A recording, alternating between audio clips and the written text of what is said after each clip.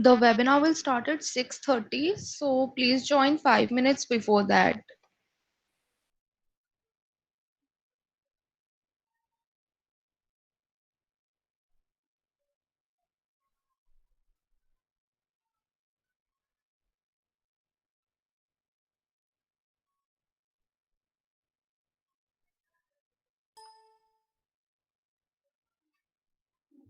The webinar will start at 6:30, so please join 5 minutes before that.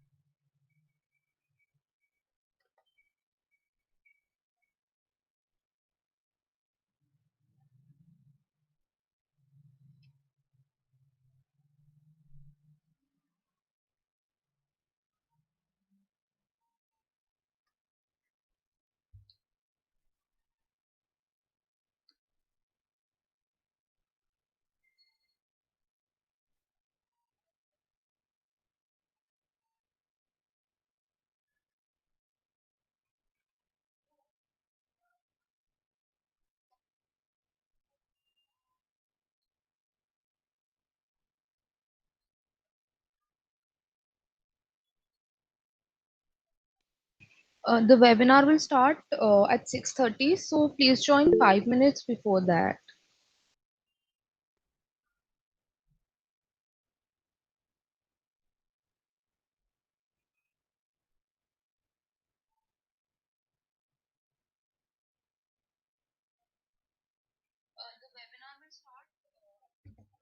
The webinar will start at 6:30, so please join 5 minutes before that.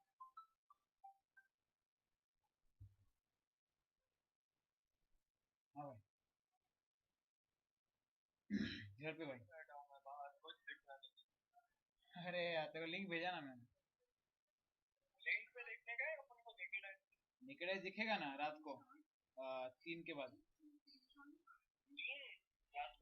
नहीं तेरे को दिन भर रात भर दिखेंगे पूरे 8 के बाद। नहीं नहीं नहीं, आज रात 9 से बाद तेरे को दिखेंगे। पीक जो है वो आज रात को 3 बजे।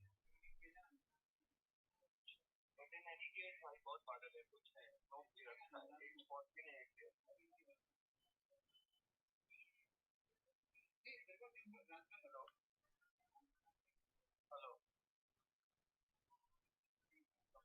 नहीं नहीं नहीं, आज रात 9 से बाद तेरे को दिखेंगे। पीक जो है वो आज रात को 3 बजे।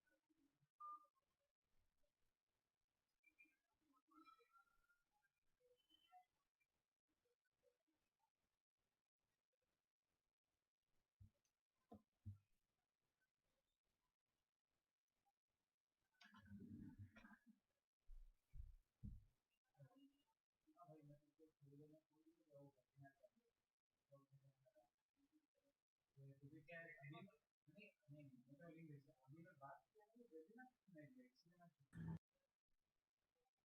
ठीक है ठीक है।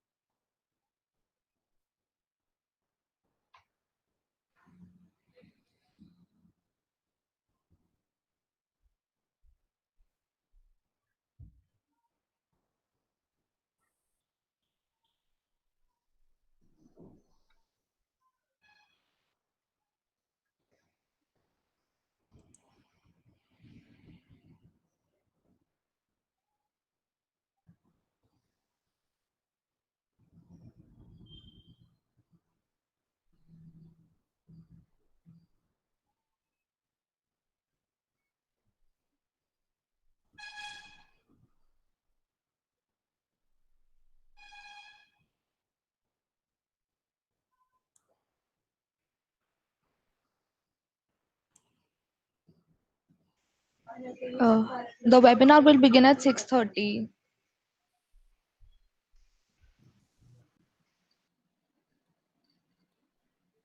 Hello, this is Makran from Manhattan. How you guys are doing? Welcome, Makran. This is Welcome, Makranji. Pooja this side. Welcome, Rajenji. hello. A very good evening. Very good evening.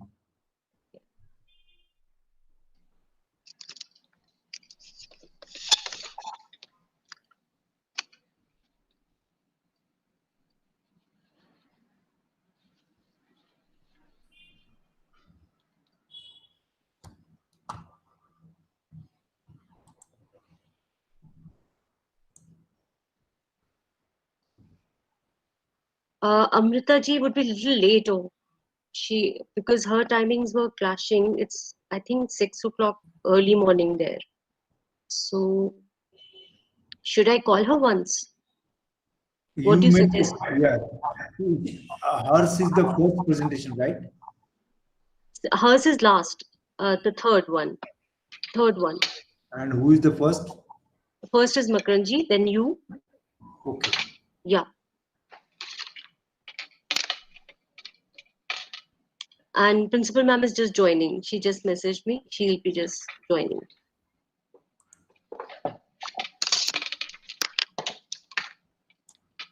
And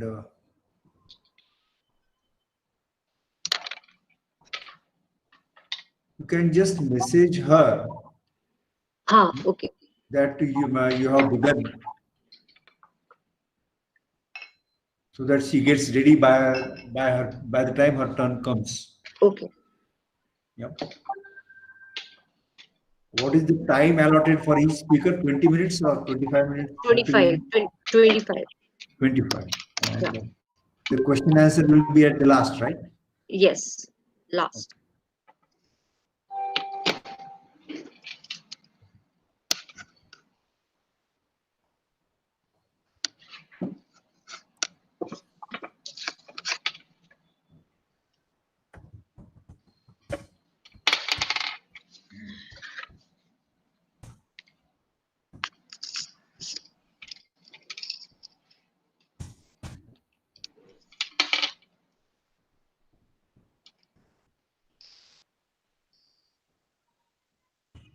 Recording, Pooja? Hi.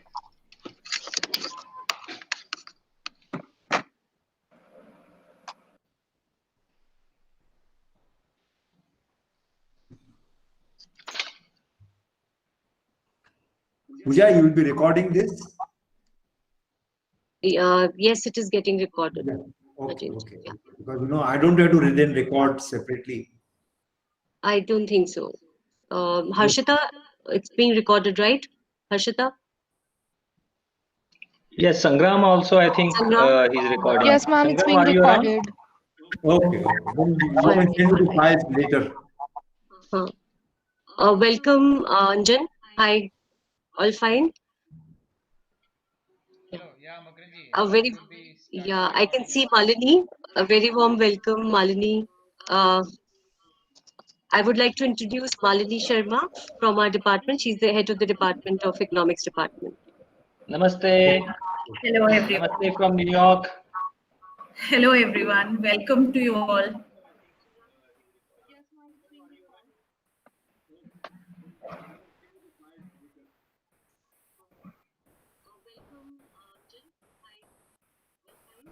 So, 40 लोग आ गए हैं. Hmm. बढ़िया 50, है. 50. अच्छा है. It is 50 now. अच्छा. Okay.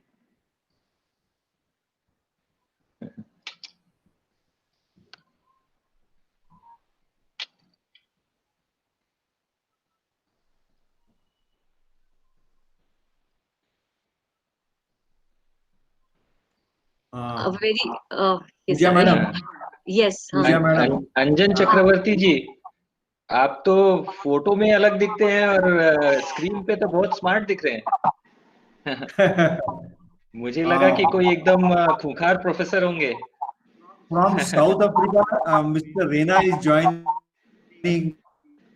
Just check whether if they join, he has to be mentioned specially. Very warm Hello, welcome, Mohanji. Poli Mohan ji, Pole sir. Very Bhoot warm uncle saying welcome. hi. Who's the little one? आपके छोटे model का क्या नाम है? We can't hear you. आपका microphone on करिए. हाँ पूर्णिमा. Yes. This is Dr. Ashit Iqbal from Kashmir. A very warm welcome, Arshid from Kashmir. Thank you. Yeah. Good to see Anjali, you here. your microphone is also off, I think.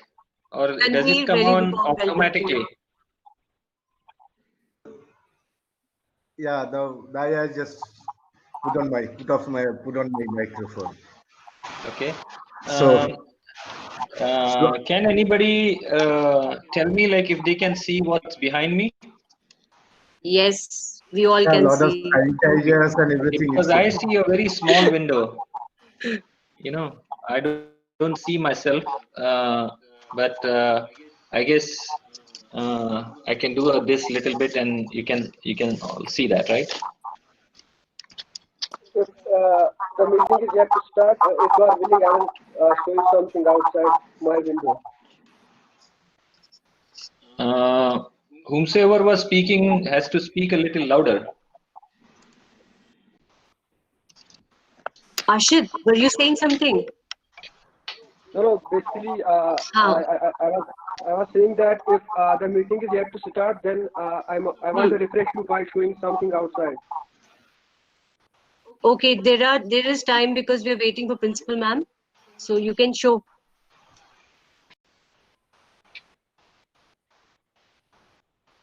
Go ahead.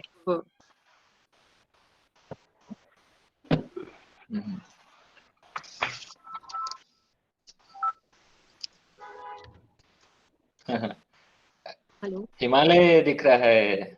वाह. Let me see if I can enlarge this. This is just outside my window. धन्यवाद. This is the beauty of Kashmir Valley. वाह. अभी वहां सूर्यास्त हो रहा है, यहाँ पर सूर्योदय हो रहा है. हाँ, यही बात है. A very warm welcome, Arthur from Spain. So good to see you. Hi. There is somebody like whose camera we actually see a fan and the ceiling. पंखा दिख रहा है.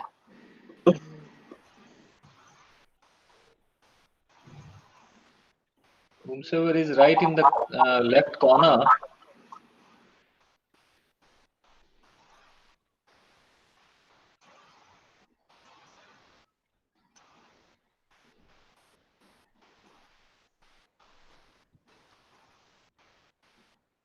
So different time zone, but at the same platform. Yes. Wonderful to have everybody. Now we have 80 people. Yeah, it's increasing in leaps and bounds. So 82. Yes. Possibly it will cross 150, I suppose, isn't it, Pooja? I don't know. Let's see, because there are two sessions. They will be distributed probably. They may be distributed. So Rajendra ji, namaste. Good evening, sir. Good evening. Good evening. Mohan ji, namaste. Yes. Dr. Mohan has joined. I see Makra. Namaskar. Yes. And I had sent invitation to my old classmate, Mr. Ashwin Mahajan. He's a CEO of a export company in Bengaluru. There is a professor from South Africa. He is about to join. He had told me, Dr. Rena. It is 6:35. Pooja, are you moderating?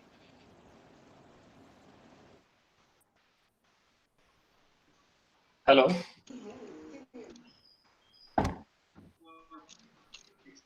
His microphone is off. A very warm welcome, Principal Ma'am. Dr. Savita Roy is here, our Good Principal, evening. Dolatham College.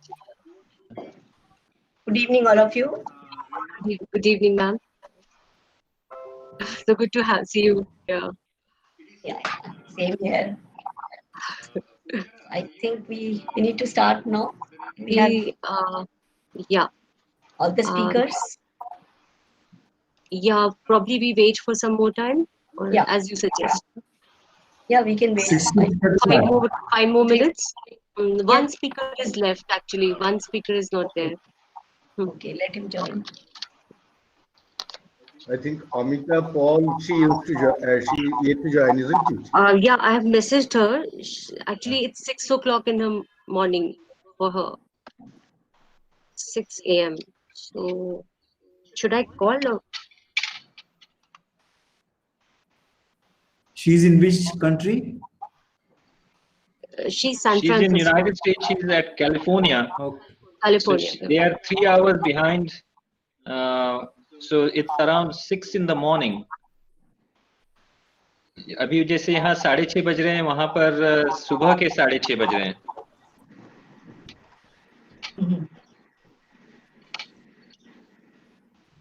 I'll just give a call. Yeah.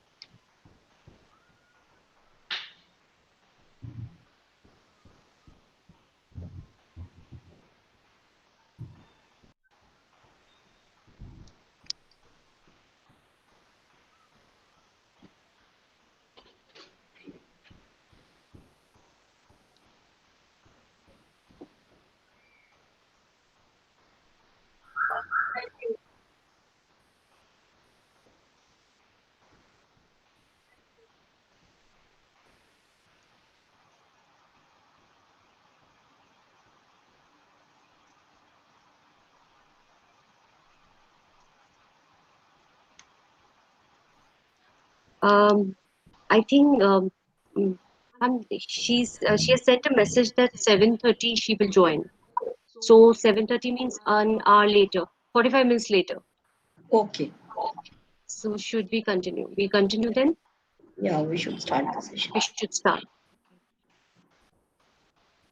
A very good evening and a warm welcome to all our esteemed panelists and participants. It is my pleasure and honor to announce the opening of two-day international webinar on for mapping energy, environment and recycling, organized by Daulatram College IQAC, University of Delhi in collaboration with Tilottama Foundation and Jadavpur Association of International Relations, JAI, Kolkata.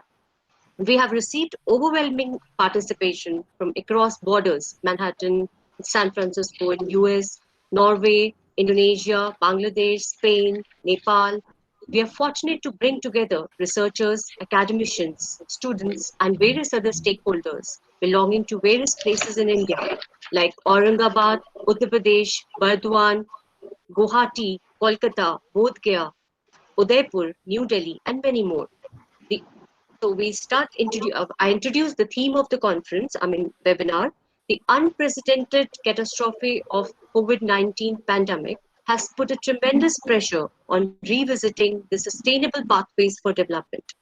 The challenges of sustainable development have been realized more than ever before. The notion of clean environment and sustainable development should reach the core of individuals and be reflected in their habits and lifestyle. Apart from undergoing energy transition and adopting renewable and clean sources, it is equally imperative mobilize the disposal of wastage generated on the account of production and consumption. The pattern of production and consumption of by society needs a massive transition to incorporate significance of environmental sustainability. Therefore, the notion of waste disposal and a concept of recycling must be instigated effectively in such a manner that is not only aligned with the idea of sustainable development but also becomes employment generating proposition, business proposition, benefiting a large section of society. In this backdrop, a two-day webinar is organized by Daulatram College, University of Delhi in collaboration with Tilottama Foundation and JAI, Jadavpur Association of International Relations, will provide useful deliberation and way forward. Now, this entire session webinar is organized under two panels. First panel on first day is titled COVID Pathways to Sustainability. Will highlight all the issues related to sustainability. While day two panel titled Mapping Energy, Environment and Recycling will highlight role of renewable energy in rural accessibility. The significance of recycling and waste disposal will be discussed in panel 2 on day 2. Now, I would request our principal, Dr. Savita Roy, Daulatram College, University of Delhi, to give her welcome remarks. A very warm welcome to you, ma'am. Over to you, ma'am.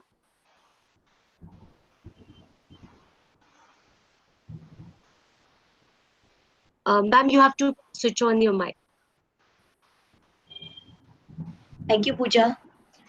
The collaboration of three, the Tilottama Foundation with the Daulatram College and Jadavpur Association of International Relations has brought all of us together to discuss a very, very relevant uh, question, and that is the question of sustainability.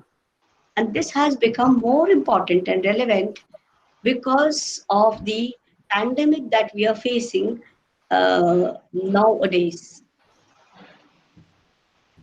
If we remember, our society initially was largely made up of our society. I by that I mean the Indian society was largely initially was made up of small villages who were all self-sustained. We never heard of people specially employed for disposing of such enormous waste. We never I don't remember even our parents and the grandparents had ever had problem of disposal of enormous waste that was generated in household. Industries also were not so many, but the village was a self-contained unit. And life was simple, demands were simple, and we were satisfied with small happiness and the small gains. Then the society changed with the industrial revolution, and also many of the tasks which was labor intensive was shifted to the machines, and therefore they all became uh, like consumer of those products which were generated in the industrialized cities, and the attention somewhere without any planning shifted from a self-sustained unit of a village to a larger cities. We never had planned those kind of challenges that were supposed to come up. Nobody had ever imagined that the environment that was taken for granted in the early 17, 18 centuries, nobody used to talk of those environments. Even after the Industrial Revolution in England, nobody could have imagined that this would be a global situation. So the environment that was destroyed during the beginning of 18th century, and India corresponding time was very, very much not affected with such kind of problems. So we have got a very old saying. It is Vasudhaiva Kutumbakam. The entire earth is our Vasudha, is our family. If one person in the family is sick, the entire family is disturbed. The balance is disturbed. You will not be able to carry out your normal activity. Similar is our nation, our country, and the entire world. If in one corner of the world something happens, it is immediately transferred to, the rippling effect is transferred to the other nations. So now we are not to be divided. We should not recognize the geographical boundaries, because the problem, if it arises at one place, it is affecting across the globe. The best example of this, I think, was the communication revolution that we had, the internet revolution, which connected all of us together. We don't recognize the boundary. I can chat all of you, I can see all of you, and I can hardly feel any distance. So distances have gone, the country boundaries have melted away, and so are the problems. If there is a problem somewhere in India, you will feel the rippling effect in America. You will feel the same effects in the European countries. So we now, as a human being, have to understand our old saying that entire Earth is a family, and we have to live like a family. Each entity in the family is very, very important. You have to take care of your plants, you have to take care of your animals, you have to take care of your water, you have to take care of your air and earth equally well. And the best example of this is, we were unlocked. We were unlocked till February.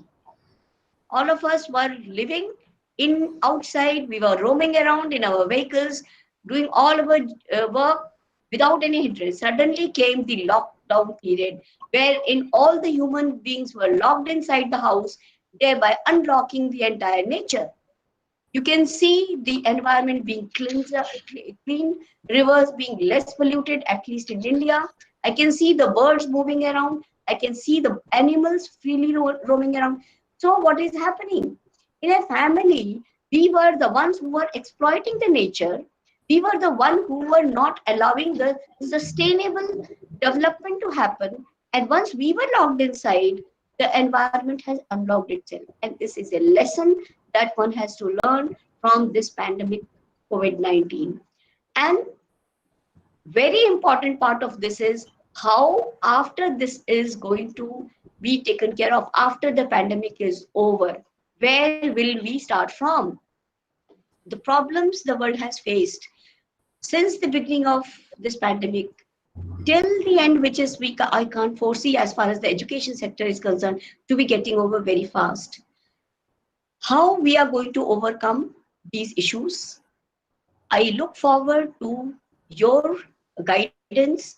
I look forward to the outcome of this particular uh, webinar, wherein I would like the suggestions should be there, wherein we can know what will be our new normal. How are you? How are we going to see the world after the pandemic is over? How is the children going to be affected?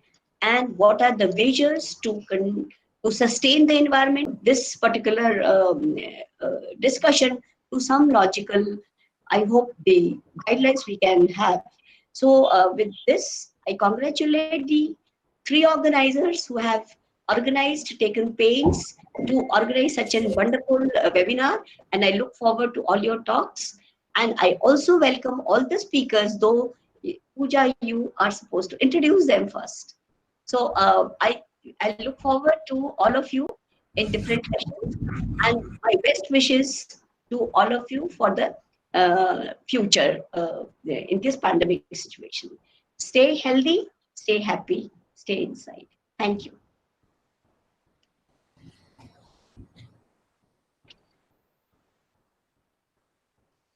Thank you so much, ma'am, for such encouraging and enlightening words. Now, with this we open day one, the panel one for day one. I mean, there's only one panel, and the title of the panel is COVID Pathways to Sustainability. The talks aligned in this panel are devoted to streamline the COVID pathways to sustainability. This panel aims at highlighting sustainable pathways and solutions in the present context of health catastrophe, emphasizing the role of business value development and software industry in the process of achieving sustainable growth. The panel will be chaired by Dr. Anjan Chakravarti. Now, Dr. Anjan Chakravarti is presently working as Associate Professor, UGC Human Resource Development Center, University of Burdwan. His areas of research interest are agrarian Bengal, development economics, sustainable development, and Northeast India. He has authored 3 books on developmental issues. He completed 6 national and international projects. He contributed more than 50 research articles in the various national and international journals. He delivered lectures in various premier institutes of national and international eminence. He regularly contributes economic commentaries in Multidimensional magazine published from France. He also serves as visiting professor in various Indian universities. His hobby is painting. With this, we move on. We move to the first speaker. Let me have this opportunity of introducing our panel. Our first panelist is Makran Booth. Now, to introduce Makran Booth, I would like to present a small slide. And just 1 minute, I will share the screen here. Hope it is visible. Is it visible? Yes. All right. So I'm introducing Makran Booth as first speaker of the panel. Makran Booth is one of the first LEED accredited professional architects to certify green buildings and products. LEED is licensed in energy and environmental development. He's a achiever of extraordinary ability EB1, a status genius, UN World Habitat Award, and numerous citations of his design building, housing, hospitals, and complex. His innovative projects are for combining community, corporate, and industry innovation across North America and India, providing project consultancy, training, climate adaptation, and disaster resilience services to several countries in Southeast Africa, in China, Colombia, Ecuador, EU, Haiti, Singapore, UAE, and United Kingdom. Now, Makran Booth is director of PARC, which is Professional Alliance for Technology and Habitat. He's a founder of architect Makran Booth and Associates. Starting his early life from tribal and remote area, he acquired education in India from IIT Jaipur and Maulana Azad Institute of Technology, Bhopal. He is hardworking and dedicated person. His zeal to learn took him to Harvard University, Illinois Institute of Technology, IIT Powai, and Kansas State of University. He also studied climate change science at Columbia University of New York. He's an ardent supporter and follower of Gandhian principle. Presently, he has taken up initiative of Satyagraha promoting weapons of mass protection. Inspired by Gandhian principle, he's on a satyagraha to spread the message of sustainability among masses. The first phase of fasting lasted from till 27 days, from 25th May to 21st June. Second phase will start from 15th August. He's fasting at Gandhi statue and garden, which is which is part of Union Square Park, New York. There are certain links which are there, which show us the entire agenda and the entire initiative run by him. So I quickly move so that he has more time to explain. He wants to equip humanity with the weapons of mass protection in this pandemic. He promotes various things which he will elaborate soon when he after my presentation. Various things which are very much localized and available. In his initiatives of no yoga, he promotes using of localized produced yoga mats, which are Swadeshi. This is certain pics of Makran with Stephen Hawkins, with Sri Ravi Shankar ji, and some of the old memories clubbed together for Makran ji. A very warm welcome to Makran, sir. So I stop here, stop sharing here, and give the. I invite Makran ji to start his presentation.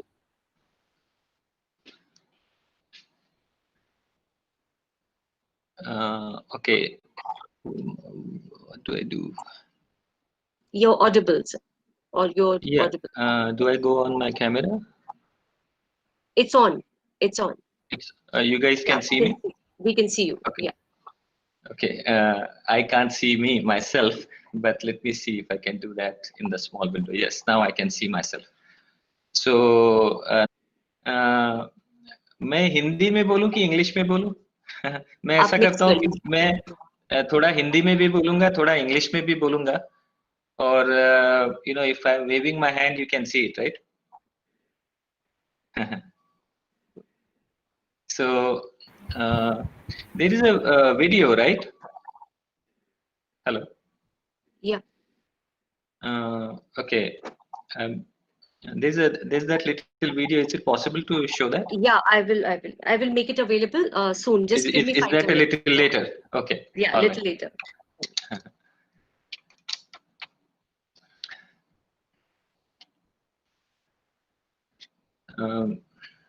It's pretty amazing, actually. We all coming together, and this is actually new norm. We recently had some weddings, which were online. We are celebrating our birthdays online. So this interaction which we are having, I think what's going to happen is one thing what we have done. I'm being here in United States. I go back and forth to India very often, and my profession is it's architecture, and I'm also an environmental scientist. A lot of experience working in disasters.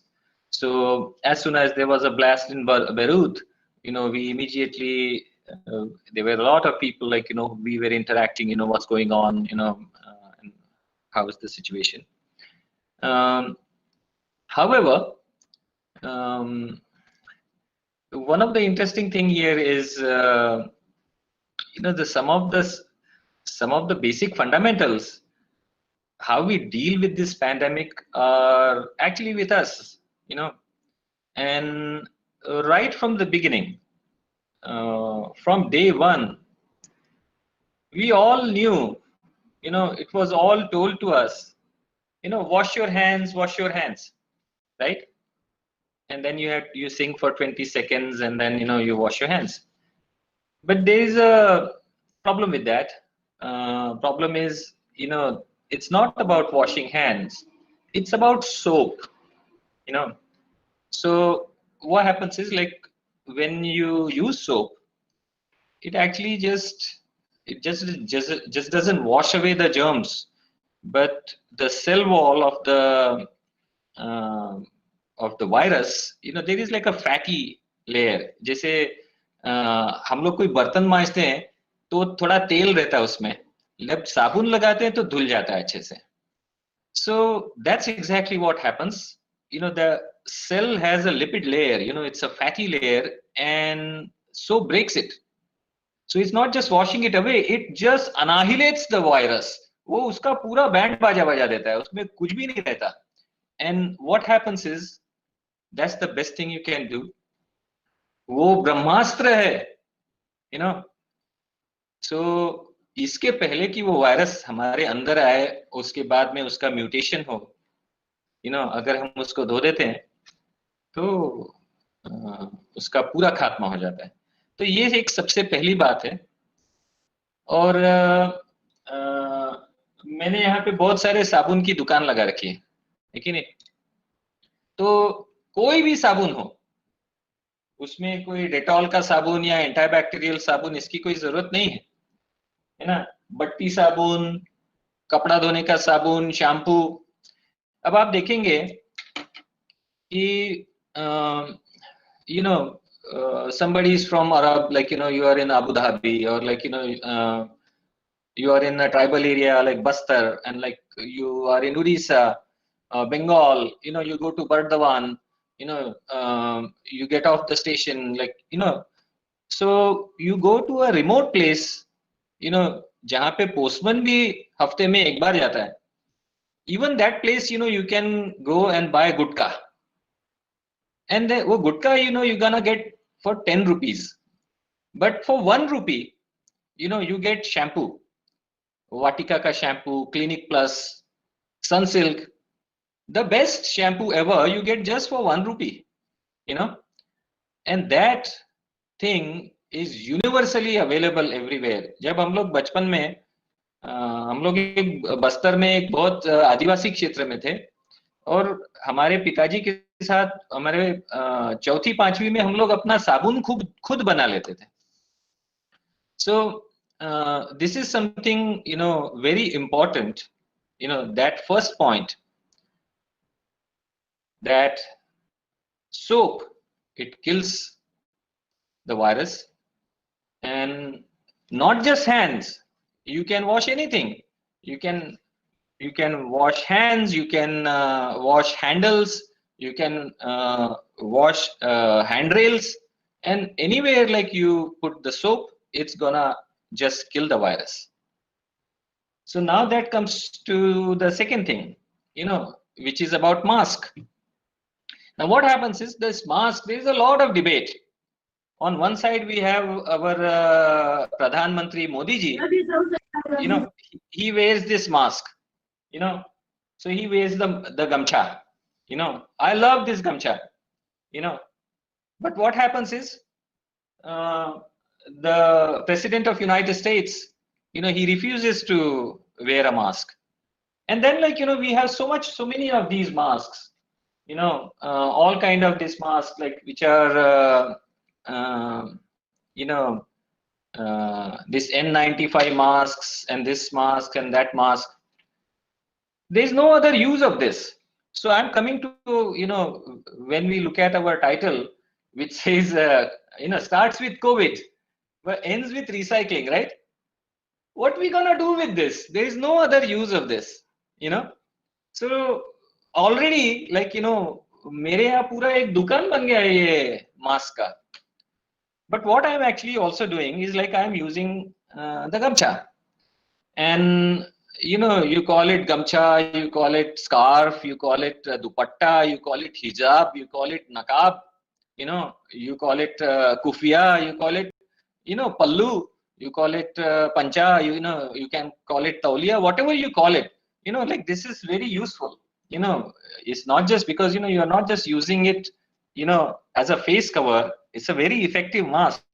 Not only like this covers your mouth and nose, but it can cover your ears, it can cover your hair, and from all of these places, we have the virus going in and also virus coming out.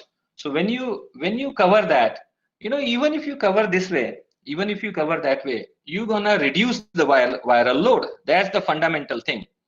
So any mask you use, a sutli mask, you know, this N95 mask, this surgical mask, whatever you want to use, you can use, but you should use it.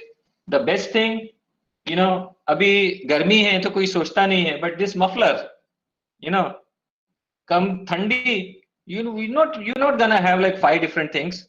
Same your gamcha, you know, your sari, you know, जैसे बच्चे का नाक पूछते हैं वैसे ही क्या है कि वो गांव में सब लोग उसको अच्छे से ओढ़ लेते हैं. तो this is universal. Just like soap, you know, everywhere you go, anywhere you go, you know, you have the soap available for free. Same way, this gamcha is universal. You go to Arab world, you go to Asia, you go to Africa, you go to Americas, you go to France, you go to Paris, you know, anywhere you go, like, you know, we all have our own styles, our own pattern. You know, this is from Uzbekistan. This is from IIT Bombay. This no, this is, sorry, IIT Kanpur. They gave it to me. You know, so you know, now what is happening is like there is so much creativity, and this is all made by people. You know, this is actually made you know, in houses. Now this thing is even larger. They call it tote. And you know what is this made of? This is made out of yak wool. Now this is from Himachal, you know. So now this gamcha is from Assam. So this is like available everywhere. It is in every culture. So this is something universal, you know, and this is, you know, again, our Ramban, not only it protects us, but it also protecting others, you know. So these kind of things which are almost free, you know, you can't put some price tag on it.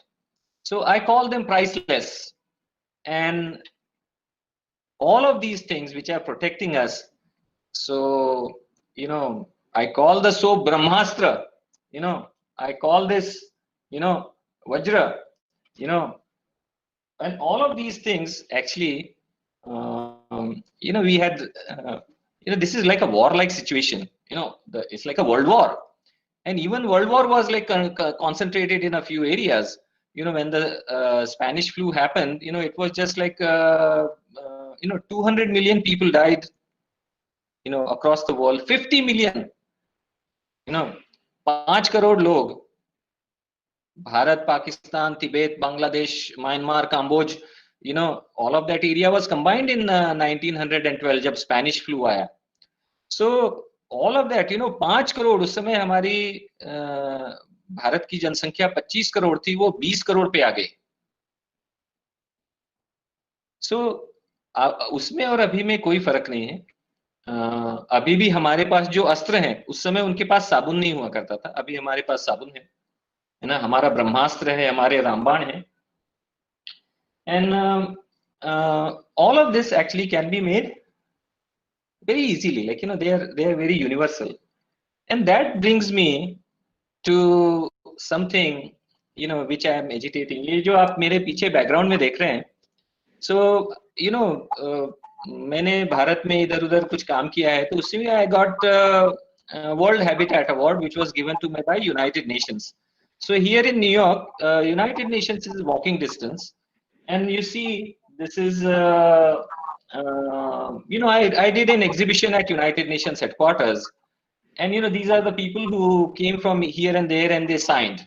So it was a housing model, and then it was a toilet model. And Kofi Annan and all the heads of the states, you know, they came and they were surprised that, you know, something of this sort was done. Now let's come back to present. And what actually happened is the Millennium Development Goals, which the United Nations, the World Bank, and lots of the heads had set, you know, they were just words. Nobody did anything. Lots of party, lots of conferences, lots of, you know, those days there were no webinars. So people will fly from here, jet flying, big hotels, big conferences.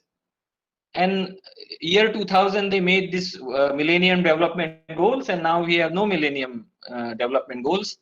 And in 2015, they launched something called the Sustainable Development Goals, United Nations Sustainable Development Goals, or you call it SDGs. तो मैंने क्या किया है कि if you go to your chat window, whether you are a professor, whether you are a student, whether you are a scientist, whether you are a climate change expert, what I would like you to do is to go to that chat window and from Makran Booth or Amba or PATH, which is the acronyms for my this thing, you will see that I have put a link, and I have asked you guys to Google UN SDGs. So just do that, Google it, and you're gonna learn a lot. And then there are 17 of these, gender equality, human rights, energy, alternate energy, water, production, all kind of things, cities, disaster. Choose one sustainable development goal. Anything you like, or you think you can do something about it, or you think you can't do anything about it.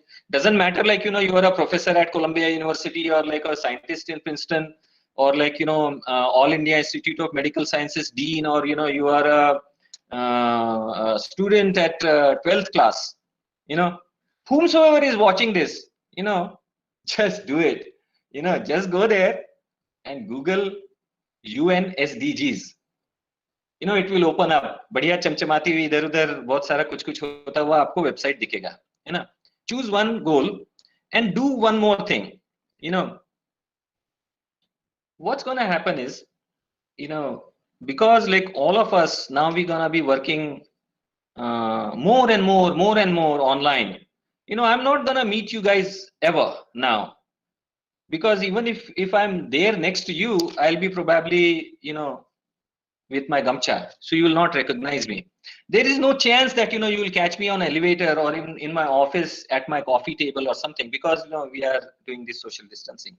So this is what we are doing. We have to also weaponize. This is what is our kavach. What this interaction which we are doing online, we have to understand.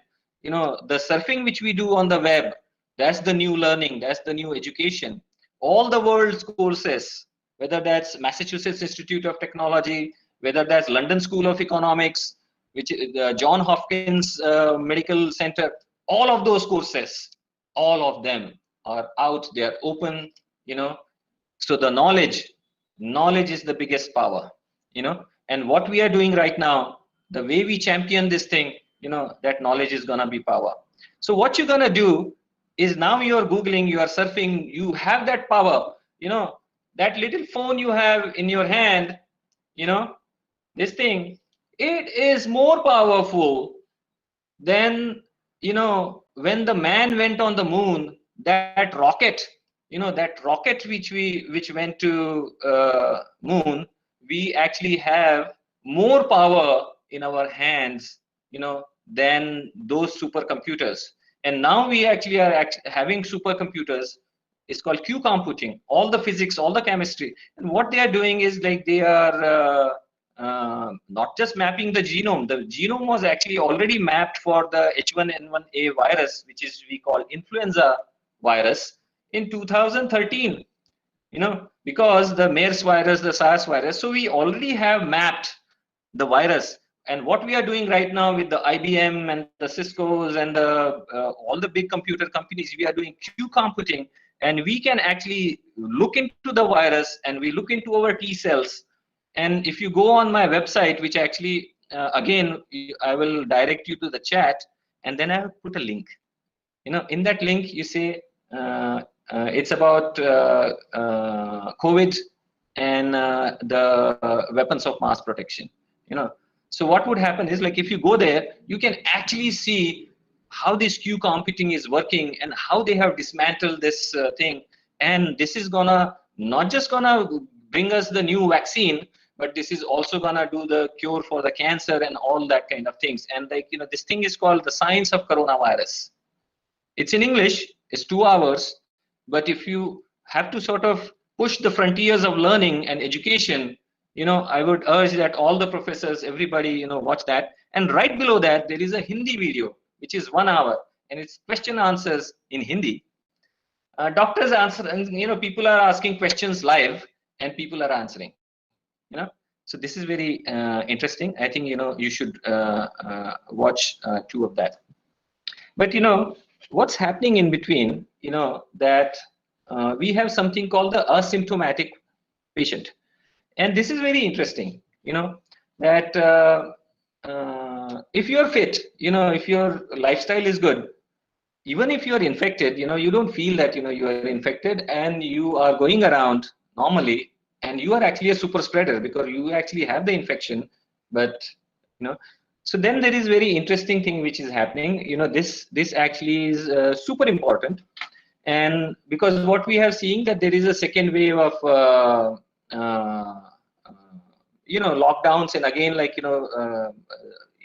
we have cases increasing, whether that's United States, whether that's Florida, whether that's India, many places, Brazil, all those places where they were not paying attention, where the leaders were adamant, now the cases are rising. And there is this asymptomatic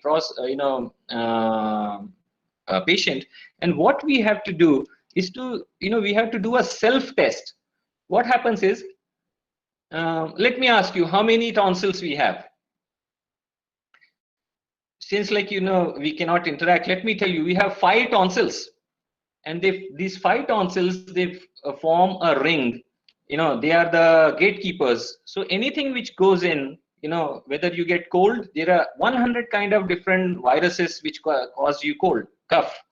So that's why we can never cure cold, because there are so many different varieties of cold. However, it so happens that if you're fit, if you don't have diabetes, if you don't have, you actually don't get affected by so much, because our immune system actually fights it off. So what is happening is, the first line of defense, the gatekeeper, chowkidar, are these tonsils. 1, 2, 3, 4, 5, like you have a whole ring of tonsils, and they are fighting with whatever infection you're doing. So what actually happens is, the first sign is like your taste, your tongue, it starts to feel weird, the taste starts to change. Then you start to get gale mein kharash, फिर धीरे धीरे क्या होता है, गला बैठ जाता है. And 2-3 दिन ऐसे हो जाते हैं, क्योंकि जो भी infection है, whatever germs which are coming to you, they are being actually fought by our tonsils, which is an integral part of our defense system. The mucus, the saliva, this is integral part of our defense system. And then let's go back to what we used to do, when we used to get cough and cold. Our grandma used to tell us, our mother used to tell us to do salt water gargles, है ना? तो क्या है कि नमक के पानी से अगर आपने gargles किए, then you are okay. You relieve. Why this happens? Because salt, it reduces the pH value.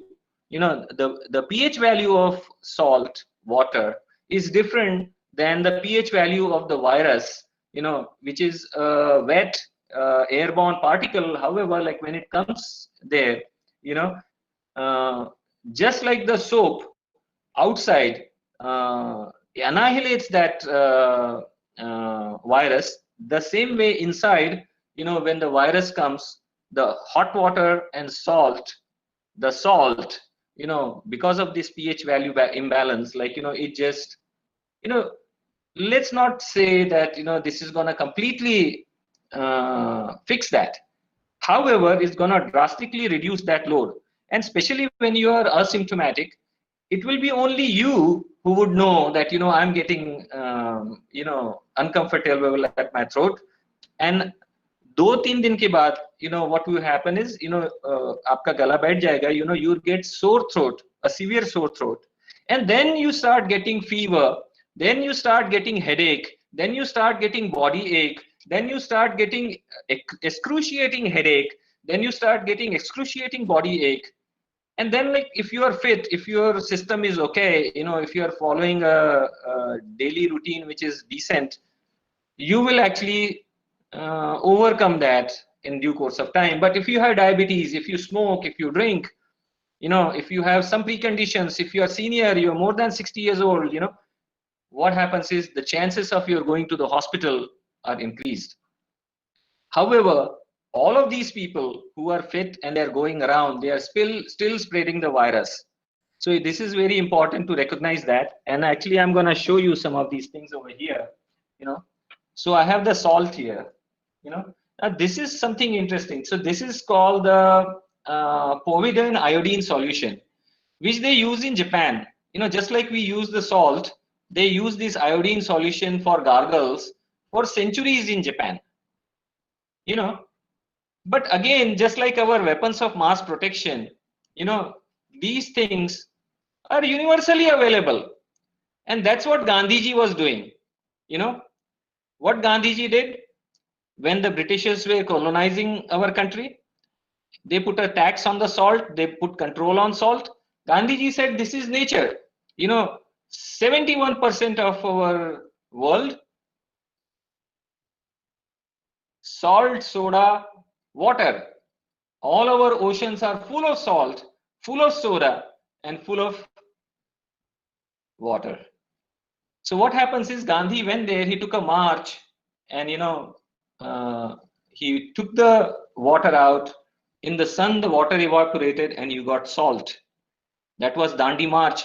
When that happened, the East India Company, who had come as traders, and then they started to capture our nation and the world, they were shaken, because that was the foundation of this predatory business. And that's what we have to do, because right now our world is standstill. We are sheltered in place. We cannot work. I have not done any work for 5 months, but I'm doing all these studies. I'm doing this research. What I've done is, like, I made a consortium online of all the scientists from Stanford, from All India Institute of Medical Sciences. But we have to again go back to that Gandhiji's principle. So what happens is, what's wrong with this thing? Why we are not making this universal? Because not only this is recyclable, you can wash it just like with soap. 15 seconds this is disinfected, and in about 15 4 or 5 hours dried up. If you keep 2-3 of these, so you have full protection from not only spreading but also taking. Now if I come to this thing, this is a yoga mat. So jo hatkarga hai, that handloom, where you make this thing, where you make something like this, now this thing is from Ecuador. This is a Panama hat.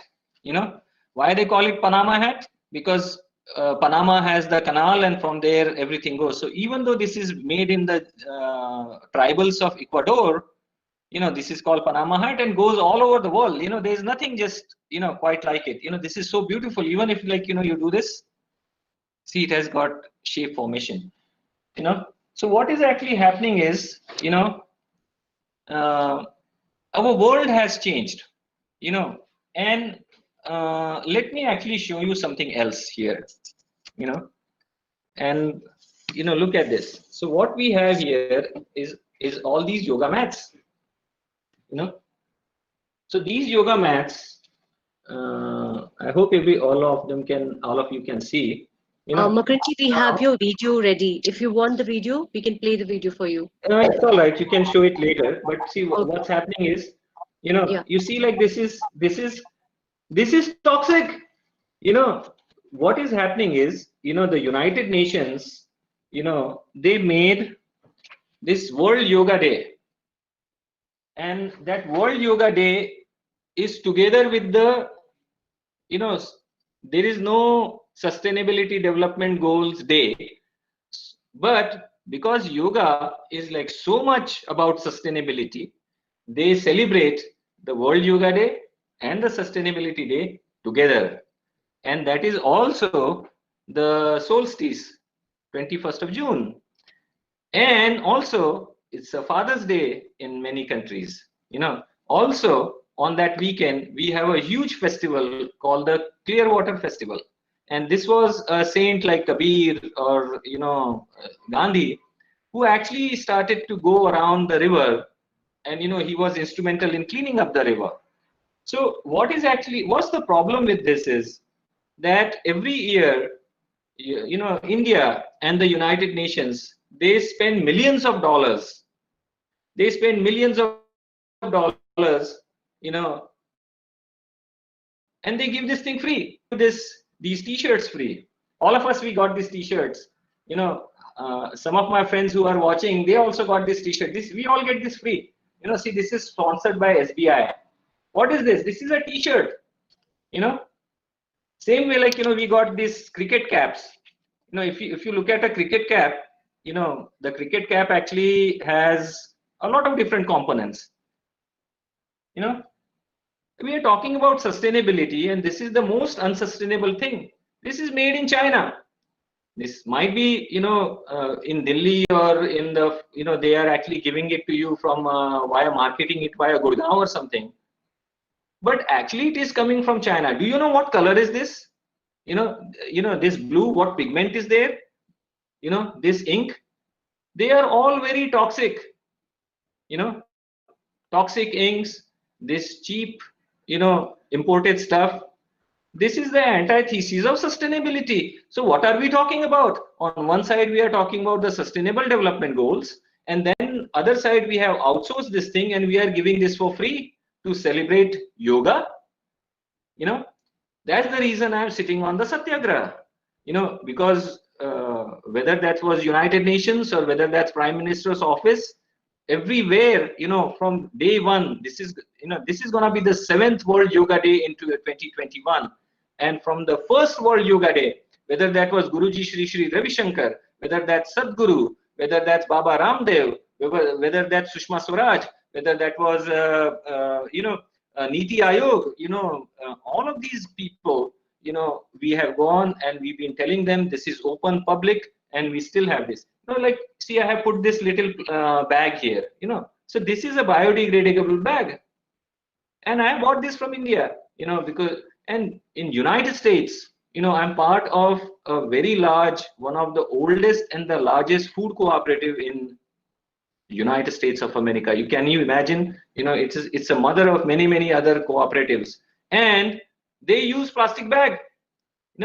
What we have this in India, they don't have it. However, when India is giving this all for free, all of these attachments, they are also plastic and they are toxic. Very easily this can be changed. So, What we have here is, this yoga mat, which is made by the, tribal cooperatives, like whether that is Africa, whether that's United States, where we have the tradition of quilt making, whether you go to Bastar or you go to Odisha, everyone is making their own, just like this gamcha, just like this Panama hat, look at these things. Now this is a metal sculpture, and this is actually made by the tribal people of Bastar. If you look at this wood art, so this is all that metallurgy is actually done by the people. So what we have to do is we have to change that. What we have to do, I'm saying that you don't even have to throw away your yoga mat. All you do is, like, keep your yoga mat, because disposal will be a huge problem.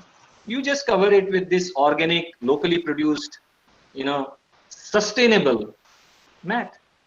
Sustainable product. You don't need all of this, single use, throw away. We have to change that mentality. You have to come with this, simple, universal things. You have to think about the salt. You have to think about the soda. You have to think about the, So what we actually have is, like, we have like these tools, for everyone. One thing a small, finally I would like to say that, uh, whether Madan, they're the small Chinese or anything, we all have this thing. What I'm going to do is to sort of direct you again to those sustainable development goals, So you go there and you sort of Google that and learn for yourself, choose a goal, choose a target, and then we're going to talk again. Okay? Because this is just the first in the series, So now we have all these weapons, so we can go out and we can do something. We can change this world. This is all free and universal stuff. So whether that's our world wide web, or whether that's our village, this thing. So we have the soap, we have the brahmastra, we have the weapons of mass protection, and we can do this sustainably. But what you need to do is to sort of go there and figure out what they are talking about, the sustainability. If you go to that target and you see that they are not doing this, so that you already know better than them. you know so this is a very good process. So I'm going to end at that. So the yoga, the self-help, the sustainability, this salt, this soap, this gamcha, you know. So look at it into a new light. How we can change our world, in a gentle way, we can change our world. So I'll stop at that, and back to you, Pooja ji. Dhanyawad. Yeah. Namaste. Okay. Yeah, Thank thank you. you so much, Bakirji. Thank, And Anjan, yeah, yeah, thanks a before lot, we, Manthan. yeah, I think there will be a question answer session at the end, and at the end, possibly the amount of interest you evoked already, there will be a lot of yeah. questions for you, and we'll be happy that if you are there. Yeah, And I'll then request our next speaker, Rajendra Deshpande. He will I speak will, on value yeah. development, a pathway, a development, and a new normal. So I No, think Rajendra ji is there. yeah. Rajanji, I take this opportunity to introduce Rajanji. Every speaker I will be, we have made a short presentation for every speaker. So I take the opportunity of introducing Rajanji here. And before that, we welcome our last speaker who's just joined, Amita Paul. A very warm welcome from India, ma'am. A very warm welcome for this webinar. Now, there's certain announcements I have to make, that all the participants here have to mention in the chat box their attendance, the name, their affiliation, and the email IDs. This is very, very important for your certificates and the feedback form, which you will be soon given. So please do mention your name, affiliation, and email ID. And in case of any queries, there's a link provided. You put all your questions in that link, and it will be registered definitely. So towards the end of the session, we will quickly play a video which Makaranji had given, and we wanted to install it. So towards the end, we will play. Without wasting time, I will present Rajendra Prasad. Rajendra Deshpande sir. He is. I'm just sharing the screen here. 1 minute.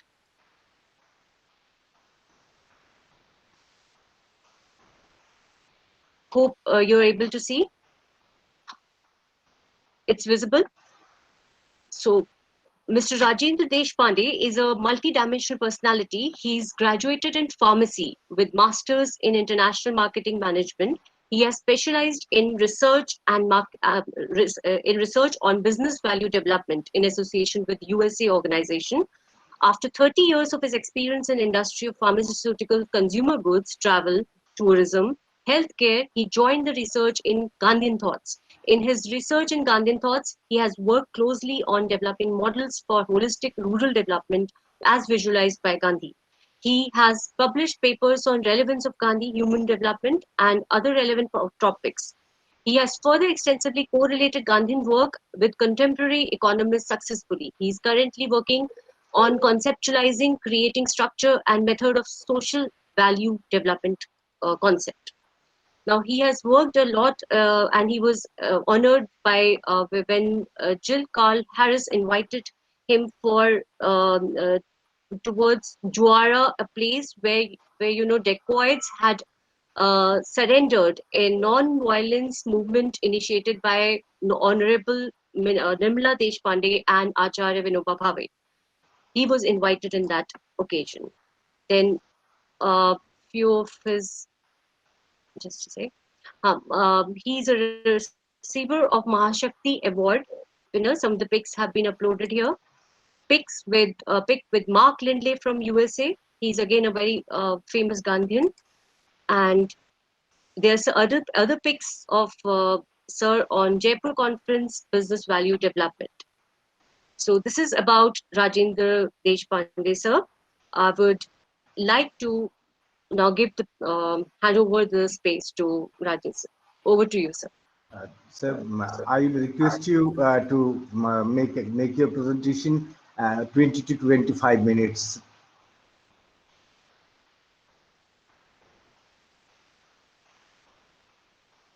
So please unmute your mic.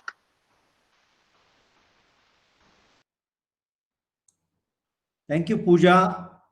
And I am really thankful with principal of this college, Madam, Head of the Department of Economics, then Dr. Anjan Chakravarti, Mr. Makaran Bhoot, Mr. Mohan Kole, tomorrow's speaker, Dr. Amitabh Paul, today's speaker after me. I welcome you all for this session. And I'm very much thankful for inviting me and giving me opportunity for presenting this, my views about business value development in this session. See if I can share I'm able to share.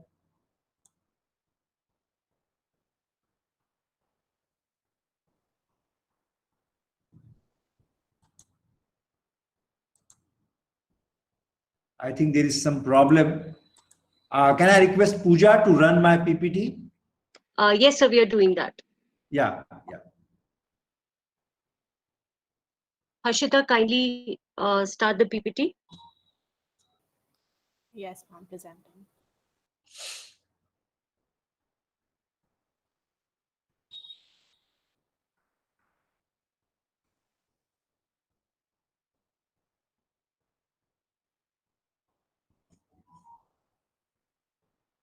Rather than keeping the time blank, I will just start.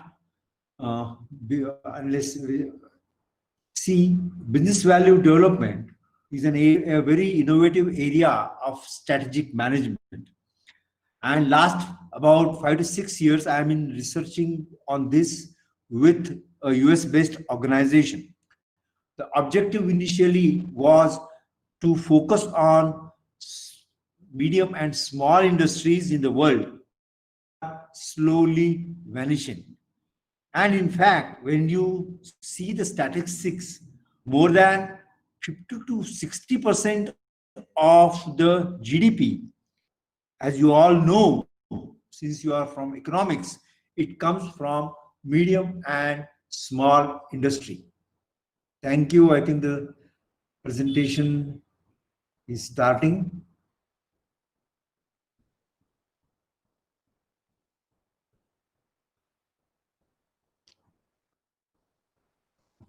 Still not visible. Yes, the first slide. Will move on to the next slide.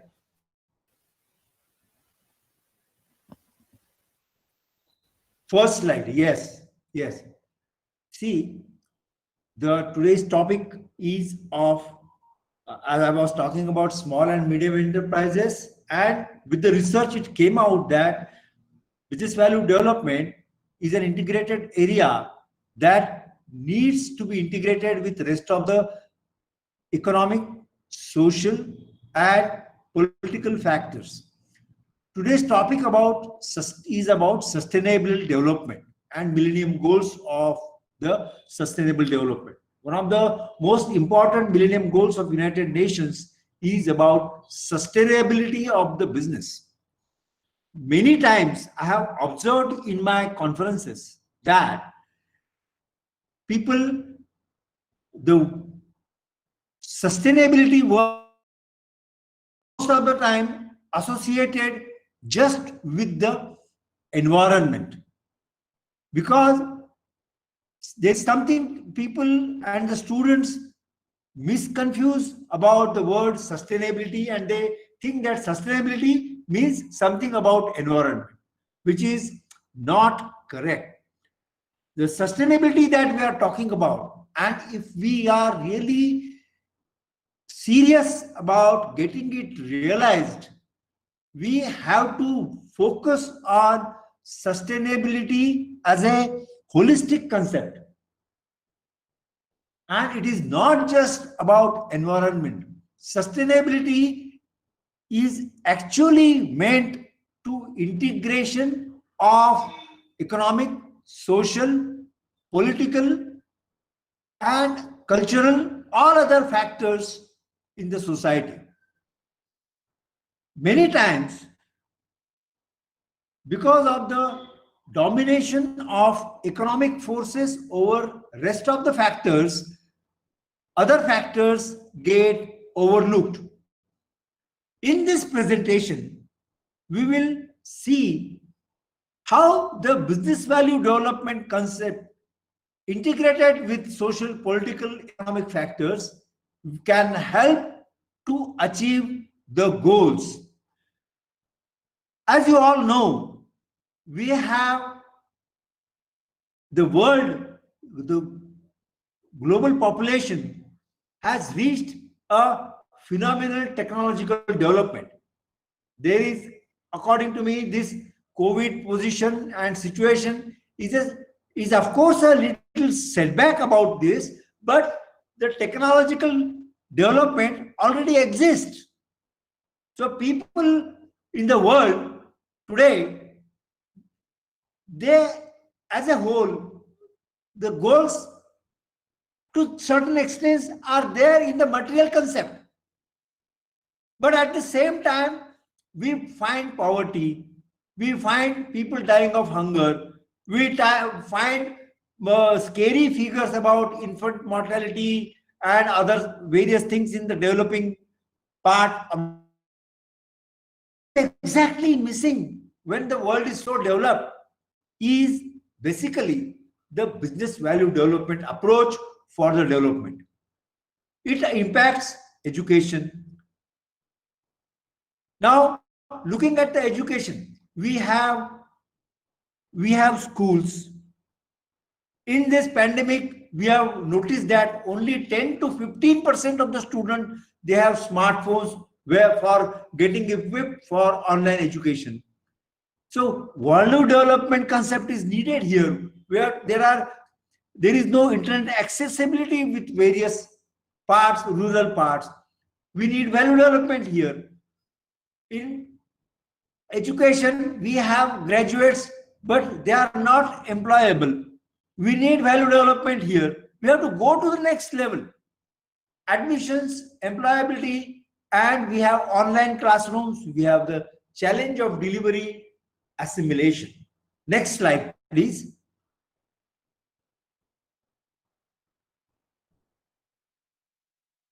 I think you have missed one first slide with the quotation by Peter Drucker.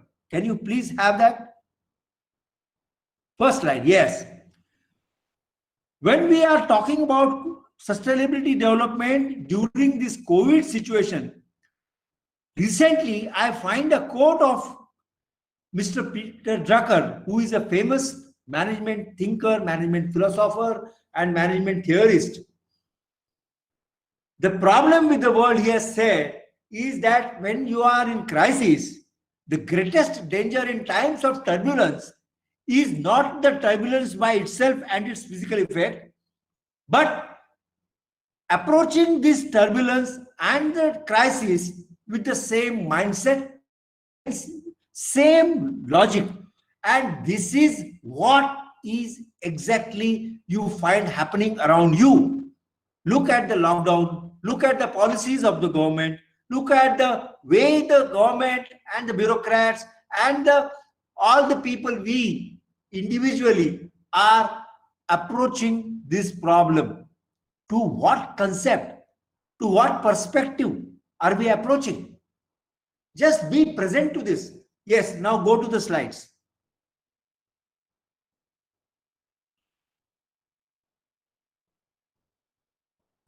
So the COVID-19 has affected, next slide, yes, all the sectors. It is health, education, and economy. I am taking only these three because human development factors include mainly about health, mainly about education, and economy. Next slide, please. Next slide, we have covered this. Yes, agriculture. Why I'm talking about agriculture? Because 60% of our population is still dependent on agriculture, and it has become the most important part for employment, for food, for rural population, and there are various problems. During COVID, the farmers have been presented with. Although government has given free food supplies and all other things, but the farmers had problems of accessibility of the markets, price for their farm produce, and so many other things because of the lockdown, and which was not thought out. Next, MSMEs.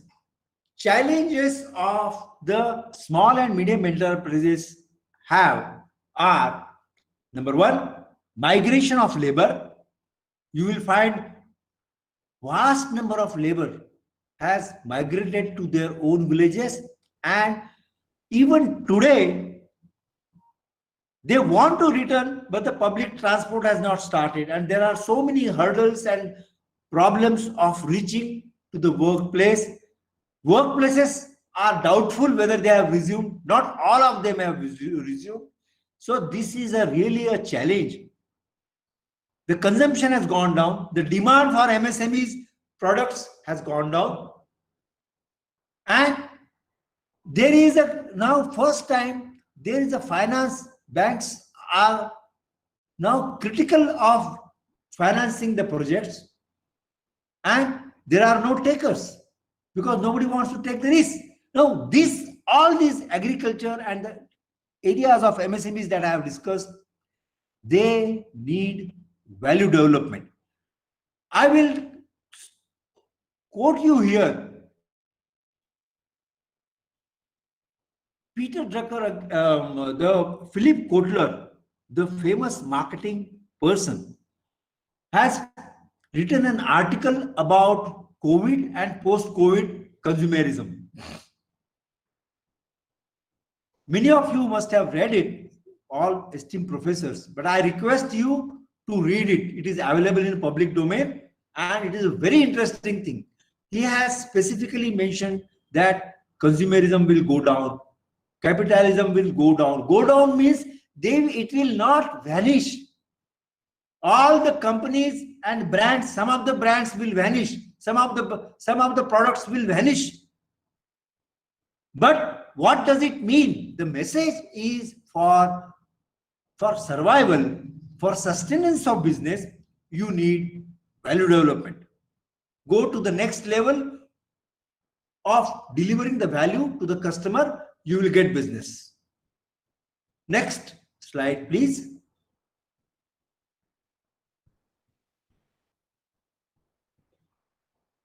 What I have told just now is that the findings, the post-COVID challenges,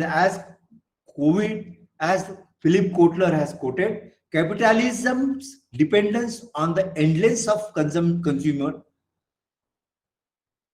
Capitalists will depend on endless consumer and consuming of the people. There will be a growth in anti-consumerism. Life will simplify. There will be a little degrowth. Feelings that there is too much of goods. As I have told you, people are looking for value, and this too much of good will really pose a problem in the sector, not in the food and other consumption sectors. Climate activists will get active. Vegetarianism will grow. Conservation will grow. So how will the business units sustain is a challenge.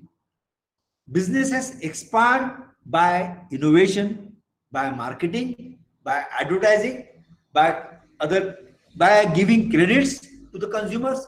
They expand, and all these growth factors the factors of growth, as are mentioned in the economics, all of you know, they are now getting challenged. Next slide. So capitalism is therefore challenged. GDP as a measure of growth will now be questioned, and it will shift its focus on Human Development Index. Now, all of you know, are aware what is Human Development Index. It will be more a holistic figure of development.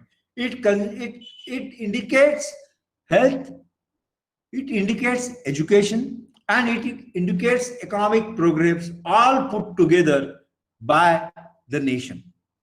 And it is more realistic development figure by the nation. Next slide.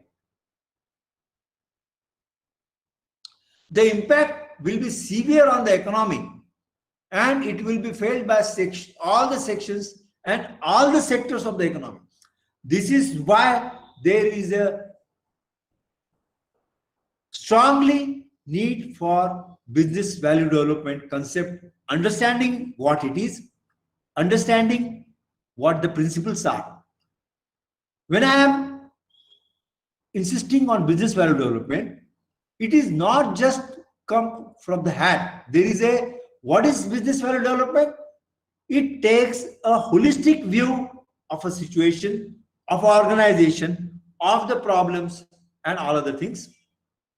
It focuses on business value for growth and not the typical growth models followed by industry, followed by agriculture, of expanding the product base, expanding the sales, thereby entering into a debt, and thereby entering into a debt trap, and where maximum many of these get vanished in the debt. Instead, in business value development, we focus on value. Value is a holistic picture of our organization or of anything that you look for. It gives a competitive edge. Now, when you compare our industry, our economy with China, we have so many competing factors as against China. But are we able to convert it into competence? Have our economy become competence, which it actually can, but we could not. This is what is because of missing business value development. Business value development takes a 360-degree view of a organization, of a problem, of a situation. In this analysis, we identify value pillars and value drivers on each sector. On this business value development, I will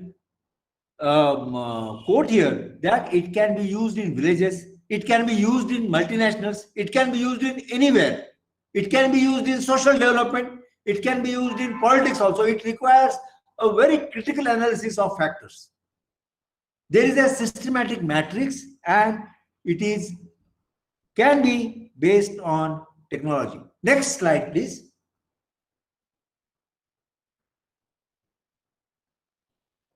Another impact of COVID will be weaker companies and brands will vanish.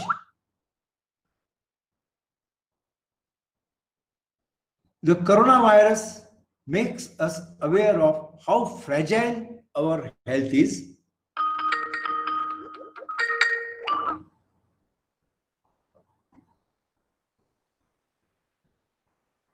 The sudden loss of jobs will bring a trauma. Staying home led many countries reduce their purchases.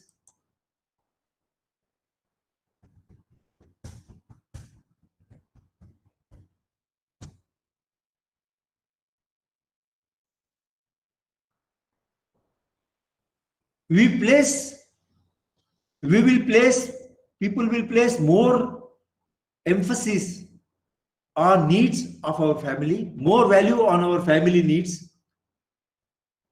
This will impact severely on the market situations. We will simplify our needs, and some of the brands will vanish. We will simplify the brands.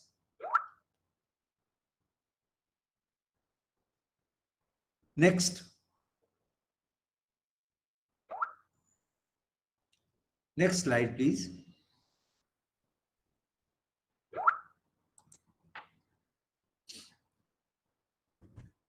Most important thing that is going to happen, you will find that until now the markets and so many things were based on needs. We used to look at a particular object as a need. When the market is flooded with so many alternatives and so many brands and so many products, even after COVID, it is still overflooded with goods. So what will people will look for when there are so many alternatives? And this now market is moving towards value based. There are, even today you will find there are so many, to take the example of mobile phone, there are so many mobile phones, but Apple still sells. There are some brands. I just 2 days back I went to after COVID, I went to a mobile shop whom I visit frequently.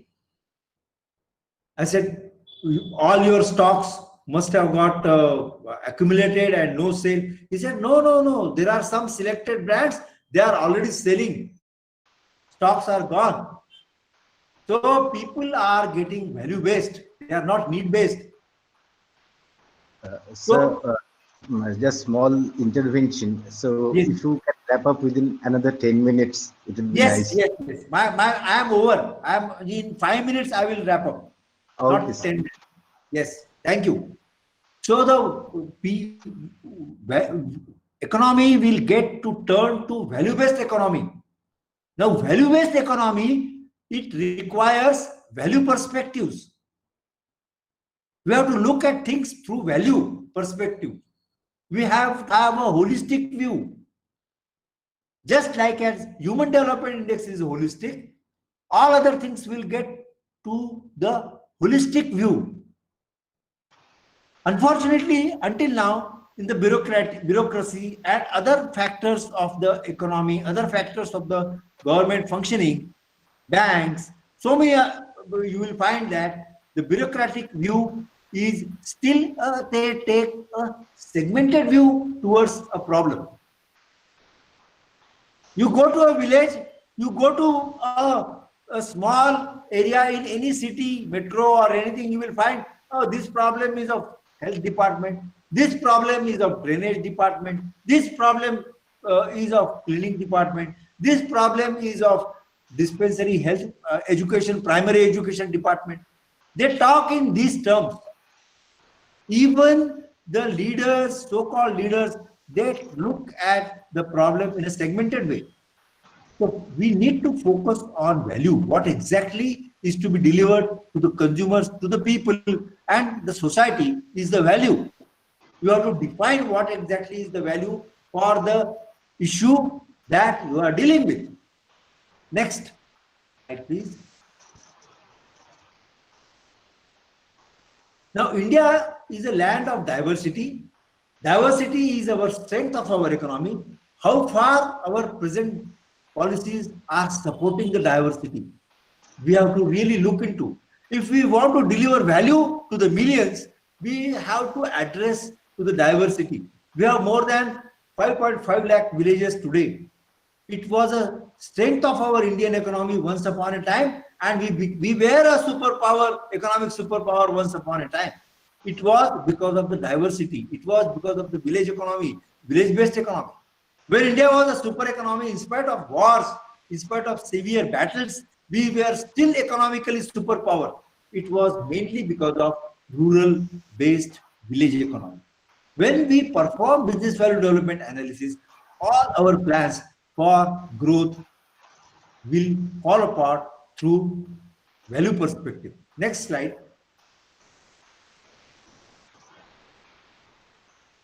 To summarize, post-COVID era, we are seeing the impact in all the sectors of our economy, our health, our sociology, our political, every area is affected. All industries are affected. Pre-COVID state of economy, the so-called slowdown was one of the most important indicators for us to get up. 70 years of our economic planning, we have seen several budgets, several expenditure plans, and in all the sectors, we are still the comparable economies. I don't want to compare with developed nation, but you compare with any other developing nation also, our indicators are falling behind. So all the analysis will lead to one conclusion, that there is a lack of focus on business value development. Next slide. So today, the world has enough of products and materials for all of us. The people are now looking for business value. Whether it is a rural, whether it is a urban, global, metro, whatever type of market or whatever area you are looking for, what the world is looking for is business value. Next slide. Business value development, understand what it is. It is a systematic step-by-step method to analyze the area, target area, a unit or a village or an organization, and finds out value pillars and value drivers. And if we are really serious about Atmanirbhar Bharat, we really need to focus on business value development. Next slide.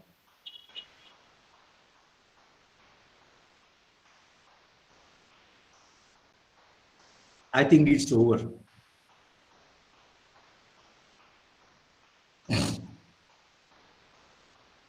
Thank you.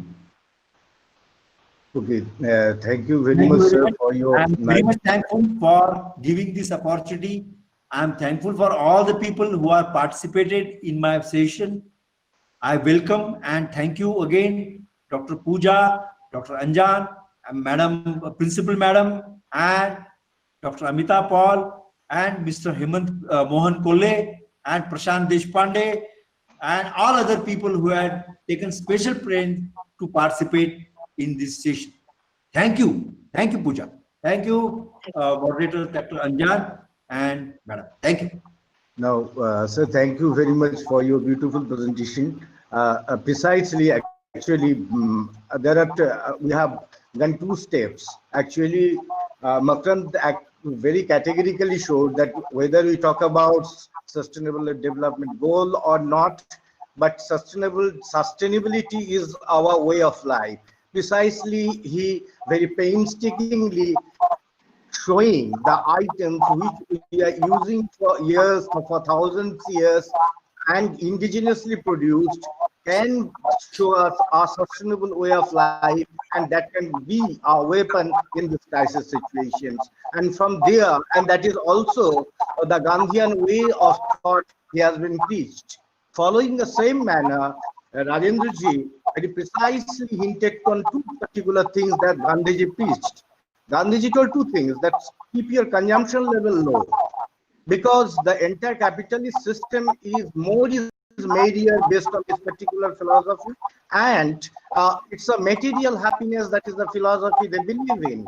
And Gandhiji precisely and constantly told that you keep your consumption level low, you make your village sustainable and self-sufficient, and you have a way of life that will add prosperity as well as inner happiness. Certainly, we moved away from a way of life that we need to think that we are talking about in this post-COVID scenario that it's a new normal. Now, briefly summarizing this, these two lectures, now I request Pooja to introduce our next panelist, Amita Pal. Yeah. Thank you so much, Anjan. Now I take this pleasure to introduce Amita Paul from California. Now, Amita is a product leader from San Francisco Bay Area, currently working at LinkedIn. She holds masters in computer and an MBA from XLI Jamshedpur. Over 20 years of experience of covering various leadership positions in India, San Francisco, including her own technology startup in digital marketing space. Avid reader of books, Amita is working on her own book about India and its historical influences. Amita is a strong believer of paying it forward and mentors and supports causes for women upliftment. She's passionate about grassroots development and education for underprivileged children. Pleasure to have her.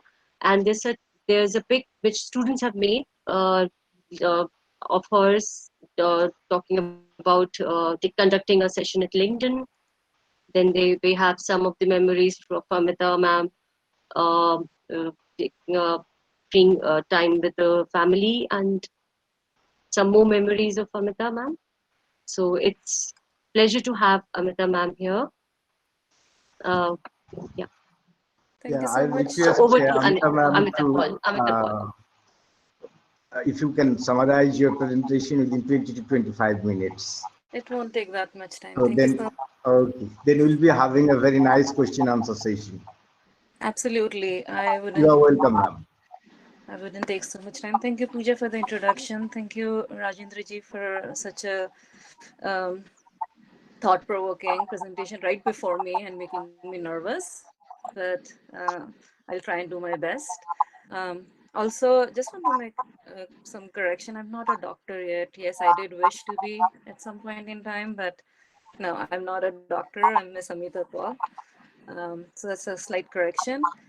I'm trying to present here. Let's see if you can see it. Can you see my screen?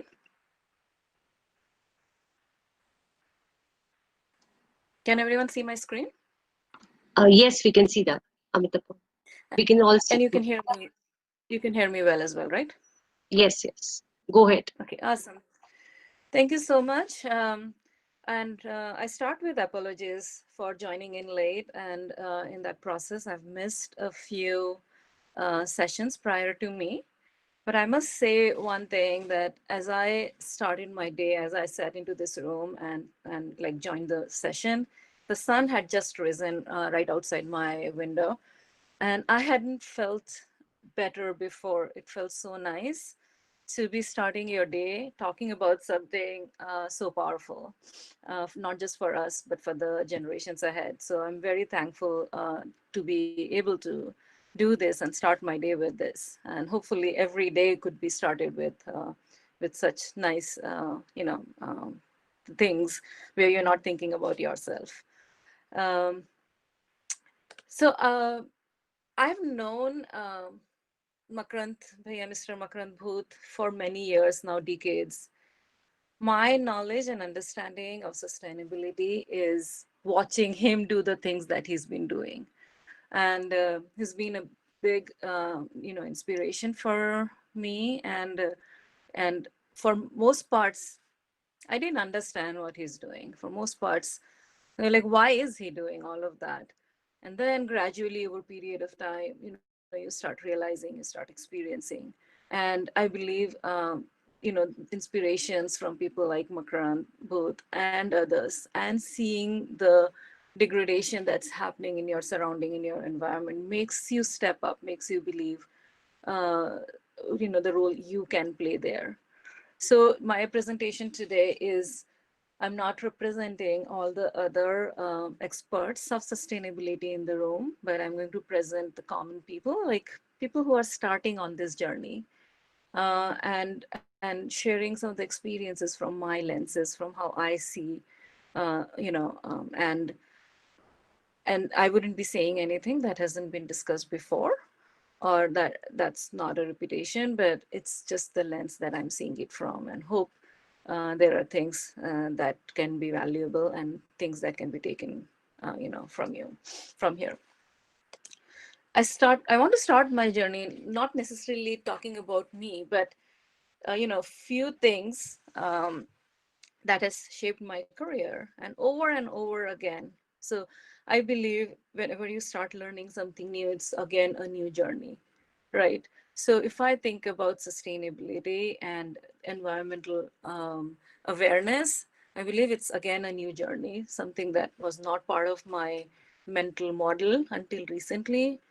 And how funny it is, how ironic it is that you live in this nature, in this environment, and then you start thinking about it as an after fact, after things start turning bad. And I think we all can play a role so that it doesn't become a passive thing, but it becomes a most active part of our life. So I'm just sharing this few things for the audience. So if like me, if you are in the audience and you are starting your journey in environmental awareness and sustainability, this is how I look at any new journey. The first thing I do is I invest in myself, right? Investing in yourself means knowing everything that you need to know about that subject, that area. Why would you be passionate about it? So whether it's taking up a new course, being in presence of people who know more about it, reading more books, reading more, scholarly articles around it. Invest in yourself. Unless you know about the subject matter, how would you grow? So that's the current step that I'm taking in that path, and I wish my audience who are listening also, follow that. The second is step up and take the challenge.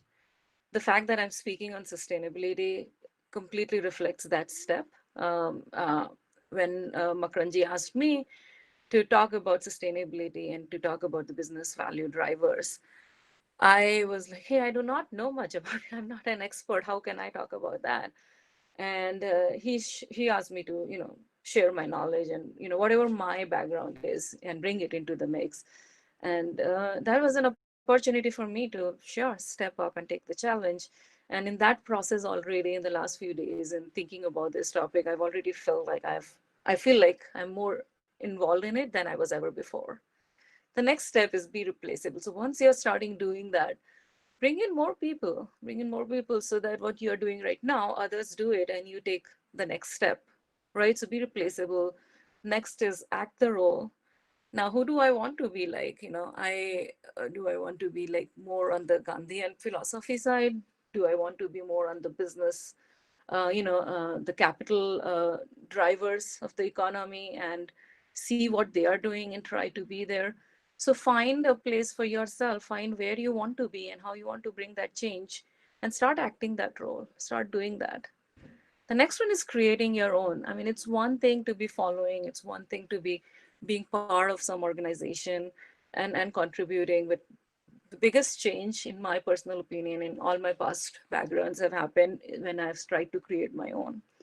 When I was in the I'm still in the software industry, but when I was doing digital marketing and social media became a thing, social media became more of a both business and consumer behavior thing back in 2008, 2009. It was very much restless to not have my footprint in there, to not tell the world what I believe in it. That led me to start my own startup on how businesses can do social media. Now I'm in Bay Area for about 20 years. I have my kids here who are born here and who I'm raising here. And I tell them about Indian culture and I try to influence them about, what Indian culture is all about. But it's one thing trying and taking it from other sources and informing them about it. And it's another thing that I'm creating my own version of what I believe India is, what my upbringing is like, and transfer it to them. That led me to start writing my own book. Now I do not know what I would be doing in sustainability, but I think the next progression that I would like to create in this area is create something of my own that that becomes my philosophy, my way of thinking. Finally, be an infinite learner. So no journey ends. There's no end to a journey. It's always like a continuous destination, and you stop when you stop learning. So every time, every moment we have, we've learned something about a certain area and subject. What else can you learn? How else can you integrate with other things that you know? So that's my process. That's my journey about sustainability and how I look forward in the next few years. And I hope the audience would also take it up from here. Moving on, so the two takeaways that I want all of you to, leave from my presentation is looking at the change, one at the macro level, because we are at the end of the day part of a system, and in some way or shape, we are, being in that system, we are influencing. We are influencing a large number of people who are part of that system. So what I mean is at a macro level, like as a business, either as a business owner or business executives, or speaking of myself as a product leader building products, what am I doing at that macro level? What am I producing? How am I producing? It's just not enough on saying what, it's how that is becoming more and more important. And and contributing to that larger, bigger ecosystem thinking, so that businesses are contributing at a more systemic level, so that that becomes that translates to much wider impact, right? Top down. But then where I find myself playing the most important role is at the micro level. As an individual, how am I playing? What role do I play? How can I contribute? So I'll be speaking briefly about the macro level and giving some example, because I'm from software industry, and typically software industry is not really thought of as the at the forefront of bringing about sustainability and changes. So I'll try and give some use case and example of two of the companies, and then briefly describe micro level, and with a specific emphasis on how COVID-19 has helped our thinking, and as the aftermath of COVID-19 has changed the socio economic behavior of people. I really like the talk, Peter Drucker's examples, uh, and the more recent, the consumer behavior changes. I forget, it's Philip Kotler's article that was quoted by Dr. Rajendra ji just a while back, and how and what can we do as an individual. So those are the two areas that I want to talk. And this image, I believe, is very symbolic. Um, it all starts by knowing the nature of the beast, right? What are you looking at? If you and it's not pretending to be someone you are not, but it's like, are you looking at something which is in a very small shape, then the reactions that you would have would be appropriate to your vision, to what you're seeing, right? So it's all starts by understanding, acknowledging, and appreciating the level and how big the problem space is, because that'll help determine the solution that you provide. So talking about businesses, large number of companies are doing a lot of things. From my learning and from what I've observed, companies have moved on from being environmental ready, environmental aware as a branding thing, to really acknowledging that it is a problem. There is a problem, there is an issue, and we need to address it. It's just not make us look good thing anymore. And the reason I say this is because what I've seen the changes because of this shift in thinking is um, now sustainability and environment is in for many of these companies core principles. It's the way of doing things for these companies. It's not just a PR tactic or a PR thing.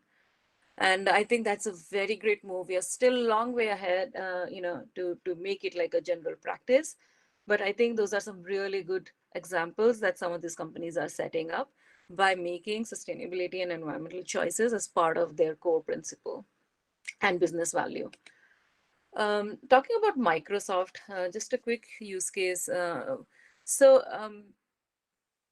we have in the last several decades seen really, really fast upward trending economic growth. And what we've also seen is most of this economic growth in the environmental context is driven by the use of energy, right? More data centers are created. And at the end of the day, causing and this driven by energy means there's more carbon footprint in the world. And as we are seeing, whether people believe it or not, global warming is a thing, and we are seeing rising global temperatures across the globe, right? At all places. And when you see, it's one thing talking about it, but when you see it in the graph and when you see like the increase in the degrees of how temperature is increasing over a period of time, it's astonishing to see that. So what Microsoft has committed to is going carbon negative by 2030. And there are four focus areas that Microsoft is thinking about. First is carbon negative by 2030. They are by ever since 2012, if I believe, they are carbon neutral. So that's one of their key goals. Uh, Full disclosure, Microsoft is the company that owns LinkedIn. But these are all my personal presentation. Ecosystem. So I think this is another very big way of thinking. Businesses like Microsoft or like Fortune, companies, they have buildings all around the world with massive amount of land that they own or lease. So I think this was a very principled way of thinking, right? A very systematic way of thinking, that we own a lot of land. Can we commit to protect more land than we are using? I mean, it's a very simple way of thinking, but I think just the notion of that gives you a mathematical, a scientific way of supporting and solving the problem.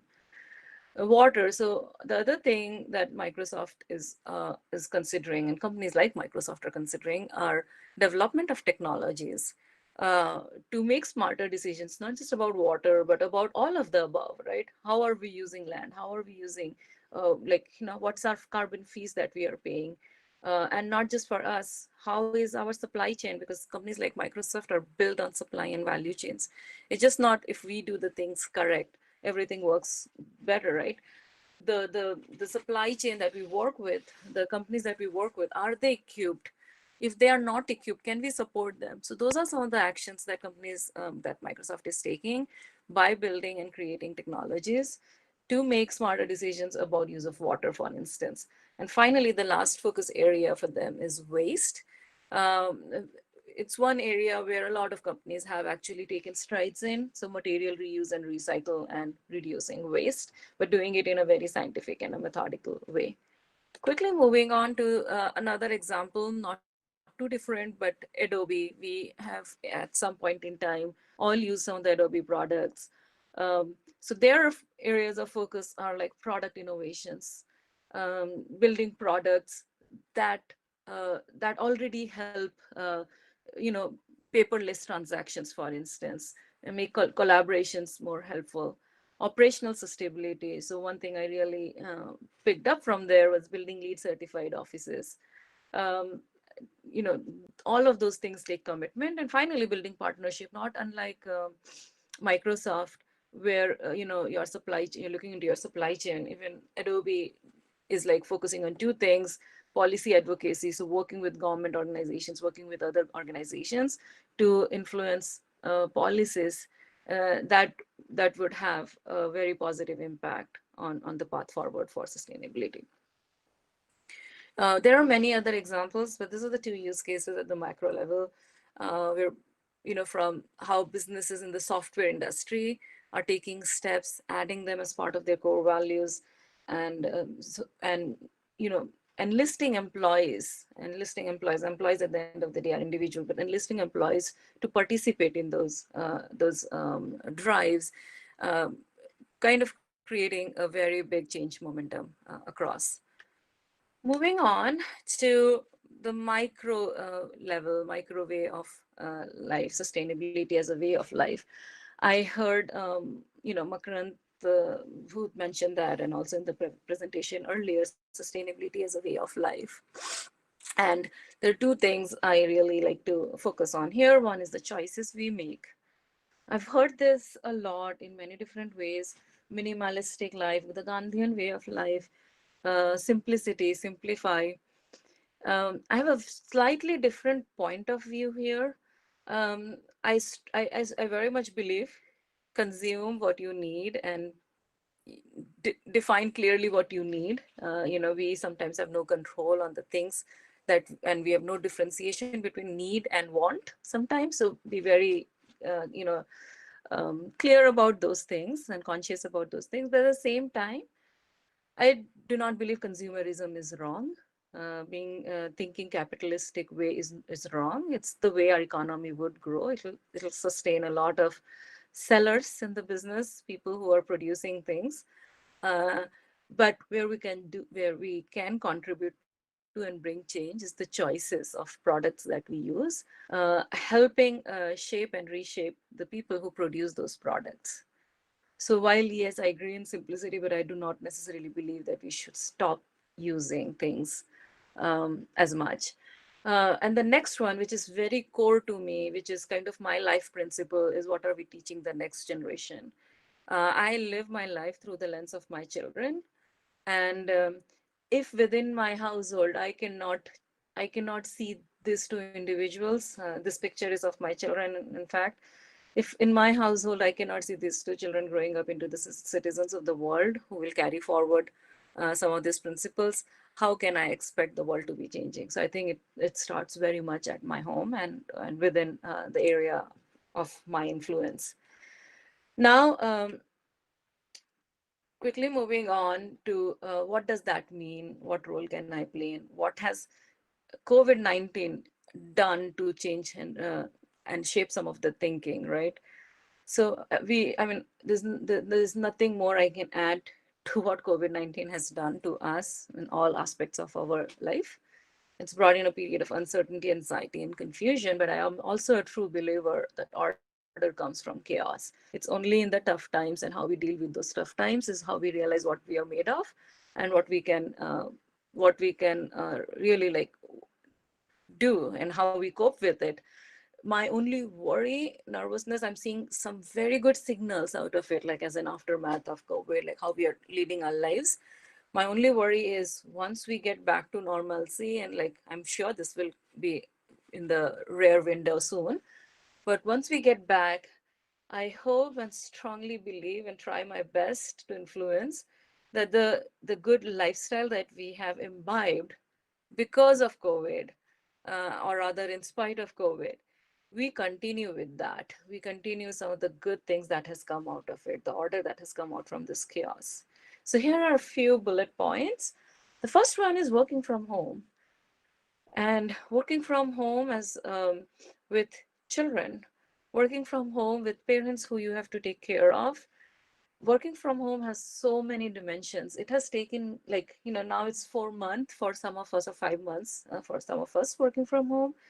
The first month was a huge, massive, steep learning curve for all of us. It led from, not able to be productive to impacting the physical and mental health of some of us. Um, um, you know, but still, like, when we say working from home, it means there is working involved. Still, some of us are grateful that we have a home and we are able to work from home, right? We are not those essential workers, we're not doctors and grocery people who have to actually step out of the home and work.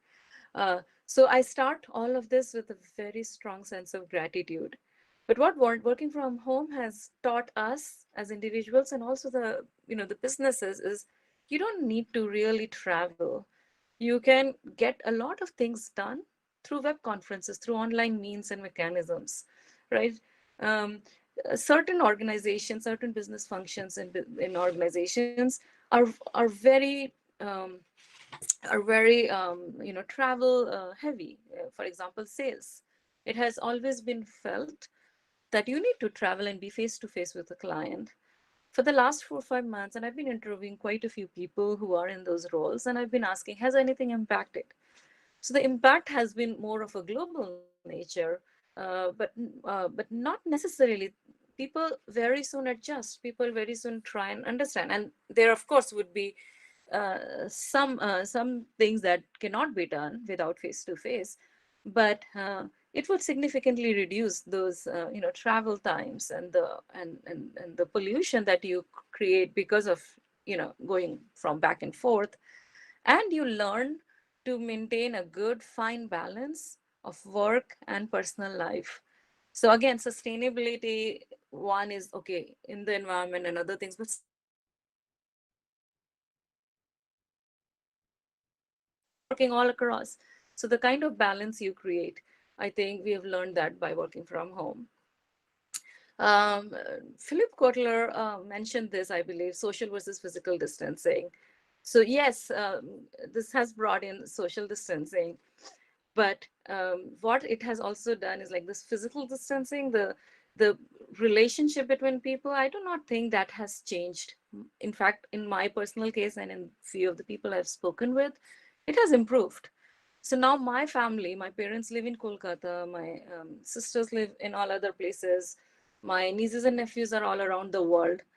Never before COVID, we thought of all coming together, I think 18, 20 of us, in a Zoom at the same time and creating the chaos over speaking over one another.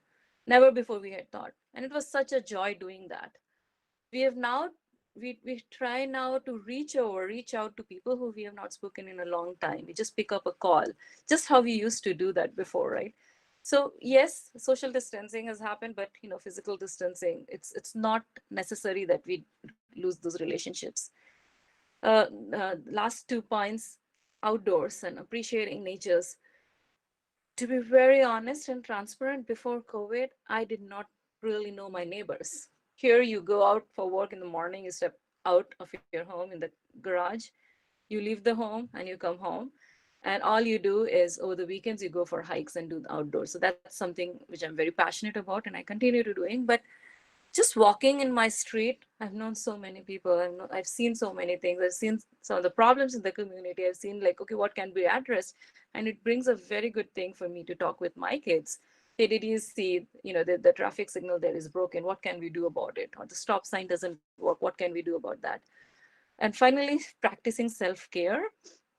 I mean, like Makranti has been talking about this for a long time, and it's just so funny, it's so ironic that we have to remind people to wash hands. We have to remind people to cover yourself or to cover your face when you're sneezing. Those are some of the fundamental things. But because of our phobia, if you will, of the germ, we have tried and we have started taking more care. And the self-care doesn't need us or require us to go out and do anything. We within the things that we have, soap and water at home, a simple mask that we can put on our faces, and several other such things, cleaning up the area that you are in after a rough usage. Those are some of the things that are very within our control, within our capacity. But we all, like, not just us, the kids, everyone, we are all practicing self-care in a way that we have not seen it before. And lastly, creating, collaborating, and contributing. Like I said, in my journey, it's always when I'm creating something, I'm collaborating something, and I'm contributing to, is when I really achieve that level of, success, if you will. Um, so, through this period, I've seen so many smaller outfits, people just coming together, 4 5 of us just joining hands, putting together lunch packets for the homeless, trying to find ways in people who are underprivileged. I've known so many friends who are producing masks and just distributing, not knowing who it is going to, just producing like thousands of masks and giving it to some local organizations, preparing lunch and taking them to the hospitals. Smaller ways in which we are contributing. And I think that tells a lot about the community. That's what we knew life back then, that we are starting to realize again. And I believe we can sustain that even after COVID is behind us. Finally, I want to just leave you with this quote, which I very strongly, I find it very profound, that really all these things that we are doing is not to protect the environment. I wish it was such a part of our life that we didn't have to protect the environment. It didn't require any protecting. With that, thank you very much, and I look forward to questions. Okay. Thank you very much, Amita, for your beautiful presentation. Now taking three speakers together, I would like to summarize in a manner that when Neil Armstrong stepped on the moon, he didn't possibly didn't look much at the moon, rather on the earth, because this is the first time it was uttered that see our beautiful planet, and this is the first time in human civilization we uttered the word look at our beautiful planet. So from there, possibly the journey started that we should look at our planet. And coming to Amita, I think two important things, or rather three important things as a listener I will take away, that from chaos we learn, and chaos being the order, number one. And number two, create, collaborate, and contribute. So possibly this is the business ethics or the business value that our previous speaker Rajendra ji he talked about, and you took it further. And the third and important point as the looking at ourselves. Now here I will give a different example that what is truth generally being asked in Vedanta. Then we look at all the scientific invention, and most of the invention possibly being endorsed by a Nobel Prize. Now say neutron and proton, once upon a time they used to have a size in terms of scientific kind of invention. But later on we realized no, they do not have size. They cannot be seen per se. If that be the way, then which one was the truth? The earlier was the wrong, and the next one is the right. It's not like that. Actually, we are looking for a higher truth. That means our entire journey of civilization, when the first two stones we just struck together and invent fire, possibly that is the beginning of the invention of the technology, and till that, even it's in LinkedIn or in Microsoft or in the software and getting integrated with the way of life. Possibly we are keep on inventing and innovating technology to make our life better, not individual life better. The third and important point that I personally realize, that when we talk about the Vedanta, we talk about how to achieve this truth. Now the problem with our intelligentsia is that we are too much worked on our intelligence. That means we put much our emphasis on our intelligence, and we keep on shoving that. Vis-a-vis, there is a heart that exists. We don't take into consideration that that should go along with our improvement in our intelligence. And possibly Amita hinted to us that okay, fine, fair enough, you accept consumerism, you accept everything that you are coming across, and in post-COVID situation, please you allow your intelligence and heart to go together. Thank you very much. It's a very beautiful presentation. So we started with Makrant. We have shown that the way of life we had, just we have to recreate it, we have to practice it in post-COVID scenario that can make our life better, make our system better. Then our Rajendra ji, he precisely shown that what the problem lies in the economy, that little shed out of growth, but a kind of a revamp, that if a farmer is producing food grains for us, but if he doesn't have a food, if the small and medium scale industries, if they don't function, then possibly the growth will not be achieved. And if that has to be achieved, then certainly we look at the lower strata of the economy rather than the upper stratum. And finally, Amita has given a beautiful lecture. With these three lectures, possibly we had a very beautiful session, and being the opportunity to chair this particular prestigious session, I express my extreme gratitude to Principal Ma'am Pooja and rest of the organizers. And possibly if you follow the order, it would be the best time to the video that we are all waiting for, that Makranda prepared for us. After that video is being played out, then we'll take up the question and answer session. So with this, I handing over to Pooja.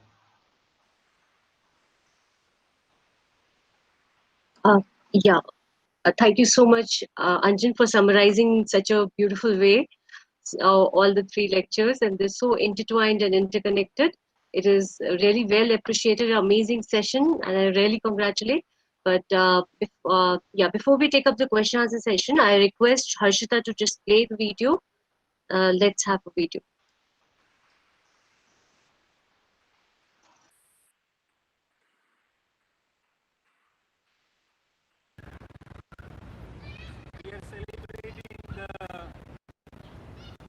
Um, I have Please take placed care a of the link. voice. This link is also posted in the chat sessions. So I've been posting a lots of links and lots of references. So go up and down Okay, the okay. chat and you Yeah, will see it. And I okay. think you can see this full screen. Keep a full screen right now.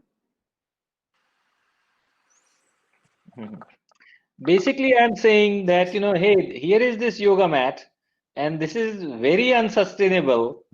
And we are celebrating the World Yoga Day and the World Sustainability Day, and it doesn't make any sense, and we can change that. Instead of those toxic, this cheap Chinese, plastic mats, we can make some very nice, beautiful, colorful, handmade, locally made,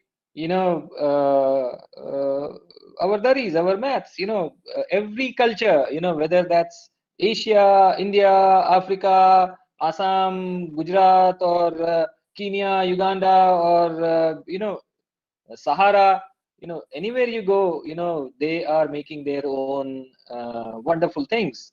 So, we really need not to sort of stick to these toxic stuff, and we can change it, and that produce, that gives you a lot of employment. There is this yoga industry is such a big fashion industry. It's a multi-billion-dollar industry. So it's not just yoga mats. It's like shirts, it's pants, it's shoes, and this and that. So so it really goes into the lifestyle. And if we sort of adapt to this kind of self-help and sort of responsive, sustainable way, we can really generate a lot of employment at the grassroots. And it's gonna be beautiful, it's gonna be colorful, it's gonna be great. So while this pandemic is sort of pounding us down, what we have to do is to sort of understand what is this fundamental, and nature, is actually tapping on us and telling us, hey, like, this is the way to go.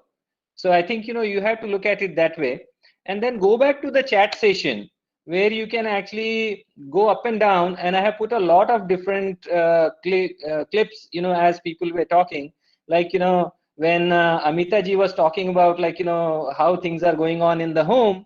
She probably didn't say, but her husband probably must be washing dishes, for the first time, or maybe like, more.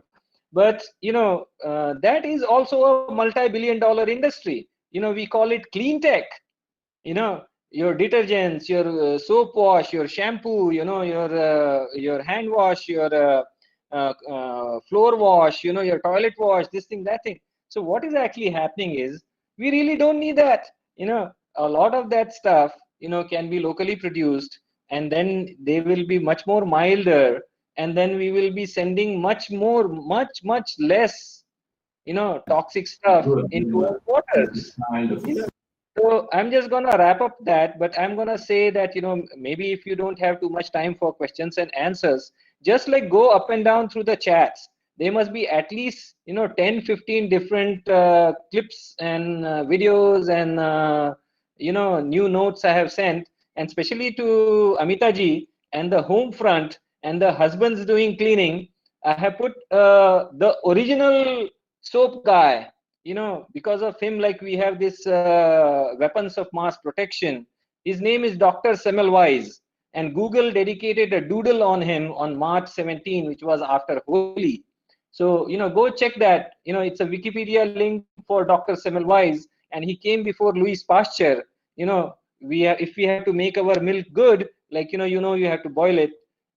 So before Louis Pasteur sort of established his germ theory, nobody paid attention to Dr. Semmelweis, and, like, he went crazy telling people that all you had to do is to use soap water, And nowadays, like the WHO has made it into an hand wash, which is a half-witted stuff. It's not hand wash, it's soap wash. And that's what Dr. Semmelweis was saying. And that's what, all our husbands have to do. They take a brush and take the soap and the spray the heck out of all of those kadhais and all the spoons and the plates and this thing. Because all you have to do is to spray, and that, it evenly spreads the soap, on that's the minimal amount of soap. And then, in 2 minutes you can actually clean it and you can disinfect it, and it's 100% sparkling, and your wife will be happy, your children will be healthy. So just do it. Can I just add here, being the feminist that I am? It's not good to assume that wives do the cleaning all the time. It might be a reality. So mm, with that. So Dr. Semmelweis, we check out can that social video. we can So the, start the Q&A session. As I yes, yes. understand Okay, that okay. ESL, DRC, they have kind of collected the queries. As such, I didn't find much questions in the kind of a chat box. So either Yeah. you can come forward and put up the questions. Yeah, no, I think Harshita is taking care of that. Harshita will present all the questions. Yeah, she's Okay, good. Yes, that sir. The is okay. questions will be presented here and then we'll read out so that the speaker can answer them. Snehanjal, please present your screen.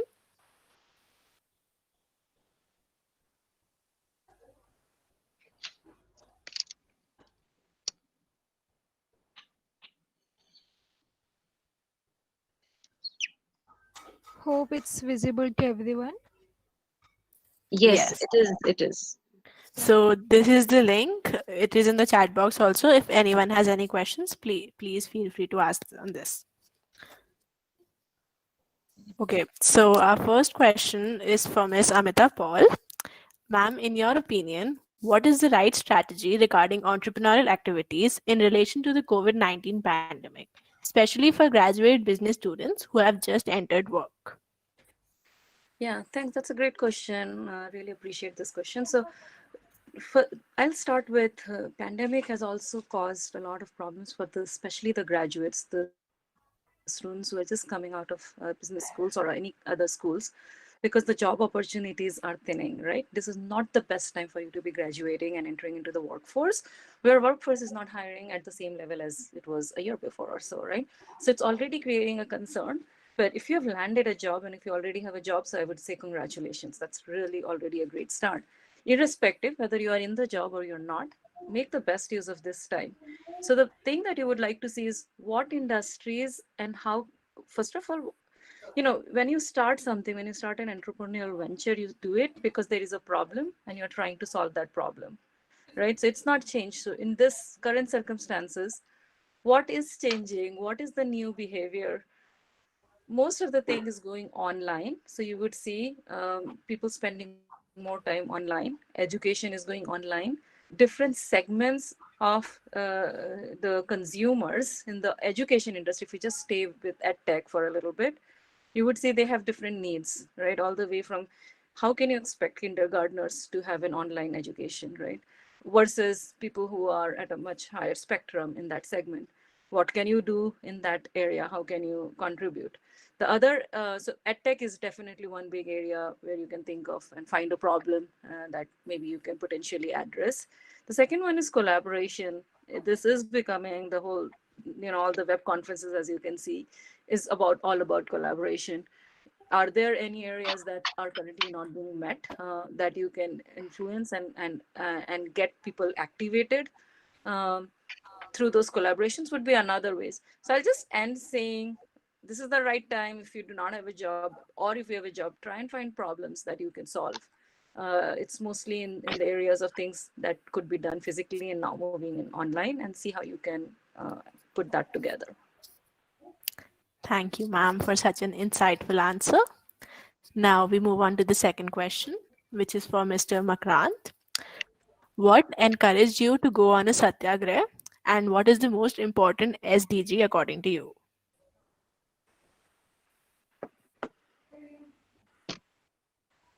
You got me there, huh? I have to think about it. But see, my profession is architecture. So मेरा है क्या line मारने का धंधा है जो मैंने बचपन से छोड़ा नहीं है. So what actually is happening is whatever is actually related to my profession, I try and do everything, try and learn everything. So what actually happened is, as an architect, I designed some hospitals. So when I designed the hospitals, आपने वो three idiot movie देखा होगा कि there is this hero, like he goes, he takes his the scooty of his girlfriend. Or no, she's actually not his girlfriend yet, but his friends, his classmates' father, he puts it in between, and then they go to a hospital and they go all the way to the ICU, right? So you guys cannot say yes and no, but basically, like that was something inspired me, like that the person going all the way into a hospital and then saving a life. And because I have designed many hospitals, I actually keep put a lot of attention to something like that. And like if you are in my hometown in Raipur, you can go to this big hospital and nursing college which I have designed, in which like you can actually take your entire auto rickshaw and go up to the operation theater. So in the process, I've been working with the doctors and the surgeons, also like the ambulance drivers, so we actually have a garage, where the ambulances are being fixed. There is a fuel station there, and then we have a nursing college, and so all these doctors and nurses, all this time, they have to act. Then we have kitchens there.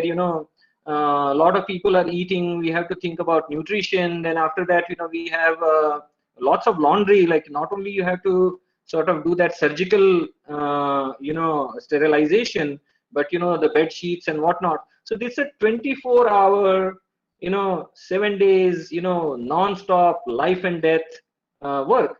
But that's my profession, like designing those hospitals. So this is what actually got me into this.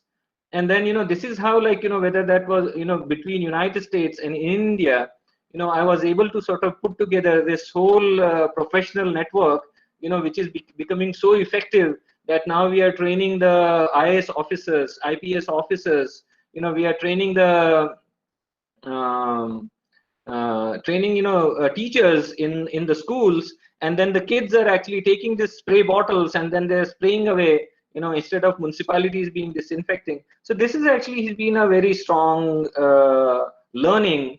And all of these things, because these are used in the hospitals, and the surgeons, who have their own life at stakes, the nurses, and then we know that these things are effective. We know that these are the only things that work. And then when you see that the president of United States, he would still refuse to wear mask, or the president of Brazil, who will just refuse to sort of observe social distancing. Like the Prince Charles or the Boris Johnson or the Princess of Sweden, they ended up in ICU anyway. But still the world has not changed. And that's the reason I'm taking this satyagraha, to bring my attention to all of these small things. In United Nations, when you are flying hi-fi here and there and spending billions of dollars just to sort of make these fancy reports to tell you what is sustainability all about. And then like you make these yoga mats, you spend $340 million a year. So every city, every place where India in 299 nations where they have their outpost, they give this toxic yoga mat for free in the name of the Sustainable Development Goals. So I said, hey, what do I do? So I said, okay, like, I have to draw my attention, and I do like, also may have seen another movie, Munna Bhaiya MBBS, Munna Bhai MBBS, right? So what Munna Bhai does, like he goes do Gandhigiri, right? So that's what I thought, because like this is so this is not rocket science. This is not the brain tumor surgery. What I learned, this is preventive social medicine. And all of us, the wisdom of our seniors, wisdom of our doctors, the wisdom, the knowledge, the science, we can actually do this. And in order to sort of compel this, I'm doing the satyagraha, because satyagraha is also about hunger. It's also like, you may have like already forgotten those images of millions of people going on the road. And if that when I'm talking to you, that image of a lot of these people leaving the city and sort of on the highway bare feet, whatever they had, walking, if it refreshes that memory, then remember the people, the farmers, who were committing suicide and they were marching bare feet, to so basically, like, all of those images, when you look at that, so that's why, you want to experience that hunger, you want to experience, what they are feeling. And I think, I have chosen not to sort of serve the billions as my profession. I'm very big fan of LinkedIn, because LinkedIn is a professional network. When you're looking for a job, when you're looking for an expertise, when you're looking for a consultant, that's where, you go to LinkedIn, and it serves you the best. So there's no longer, Donald Trump used to be my client, but what is happening is I'm no longer serving the billionaires. Now I'm creating my clientele, which is in the billions. I'm trying to work with all of those people. And I think unless and until I stay hungry and I stay poor, I don't think, I can really understand that. But I'm very privileged. I'm here in United States. I know whenever I want, I can be in New Delhi, I can be in Naya Raipur. I'm a planner in the smart cities, for the government of Chhattisgarh. On the same time, like, I'm in the Bloomberg administration. I have designed airports. I have designed the New Jersey airport modernization. Did the conceptual master planning for the Naya Raipur airport. So what is happening is I'm very, very privileged, you know, but because of my positioning, I want to ensure that some of these basic fundamental things, we don't, and then, we have Gandhiji, we have Mandela, they actually have shown us the way, like, how we can sort of bring attention to this, So I think that's the reason I'm doing this satyagraha. And I think, I'm learning. So I'm actually again going to start from 15th of August, which is our Independence Day, or we can call this a partition day. Again, those images comes of, millions of people sort of going across from one point to another. So I don't want to forget that. I want to stay hungry, and, I want to sort of, learn. I think that's the learning. I think, and it's not no big deal. I'm just here to remain true to my profession. So that, thank you so much, Makarji. Here, I would like to make an announcement. Amita Paul has to leave. She has to join the office. So I would really, really thank Amita ji for joining us today. I'm going to take 1 to minute hear from you. Amita ji, Yeah. and I want to show her, because, this is about technology. Right now, we are all talking about autonomous vehicles.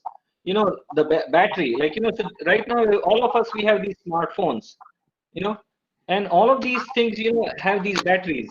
Now talking about recycling, what do you know, like, what to do with these batteries? This is super toxic stuff. Now talking about Pooja, energy, this is a energy storage device. So your energy is still coming from a coal power plant or this thing. You are not making any new energy. This is just a storage device. But like, if you're using a smartphone, 75% of its weight and 75% of this thing is just the battery. If you're using a car, 95% of that, is the battery. So if that becomes in the vogue, how are we gonna dispose it off? Yeah. And then, like, are we gonna continue to make, the energy from coal power plants and gas power plants and nuclear power plants? So what is gonna happen is we gonna just move all of these. We don't know what to do with it, and they go somewhere. This is total waste. And after that, we have the garbage out of sight, and out of sight. It's just gone somewhere else. But all of that pollution is happening now in the countryside, where the world is. A few of us are in the cities. But all of this dumping is going to continue. All of that pollution is going to move to, it's just, we will be sheltered in place. So I think, what is that world which we're going to leave? So that's what I want, Amita ji, you to leave with that, and LinkedIn, like, who brings whole world's professionals together. There are lots of jobs in this. Even recycling this thing, this is a very, very precious resource. There is a lot of different components. If they get back to those manufacturers, they can do wonders with it. But we have not figured that out, and that's why I'm actually doing this march. So what is going to happen is 15th August I'm going to do this satyagraha, but come 2nd of October, if nobody is listening to me, I'm going to stake this boycott march, in which we're going to take all of this toxic stuff and we're going to give it to those shops, give it to those retailers, give it to those malls, give it to those big bazaars. Whatever this packaging, whatever this plastic, whatever these batteries, whatever these razors they are giving us, all we have to do is, like, when we go to these malls, we go empty handed, right?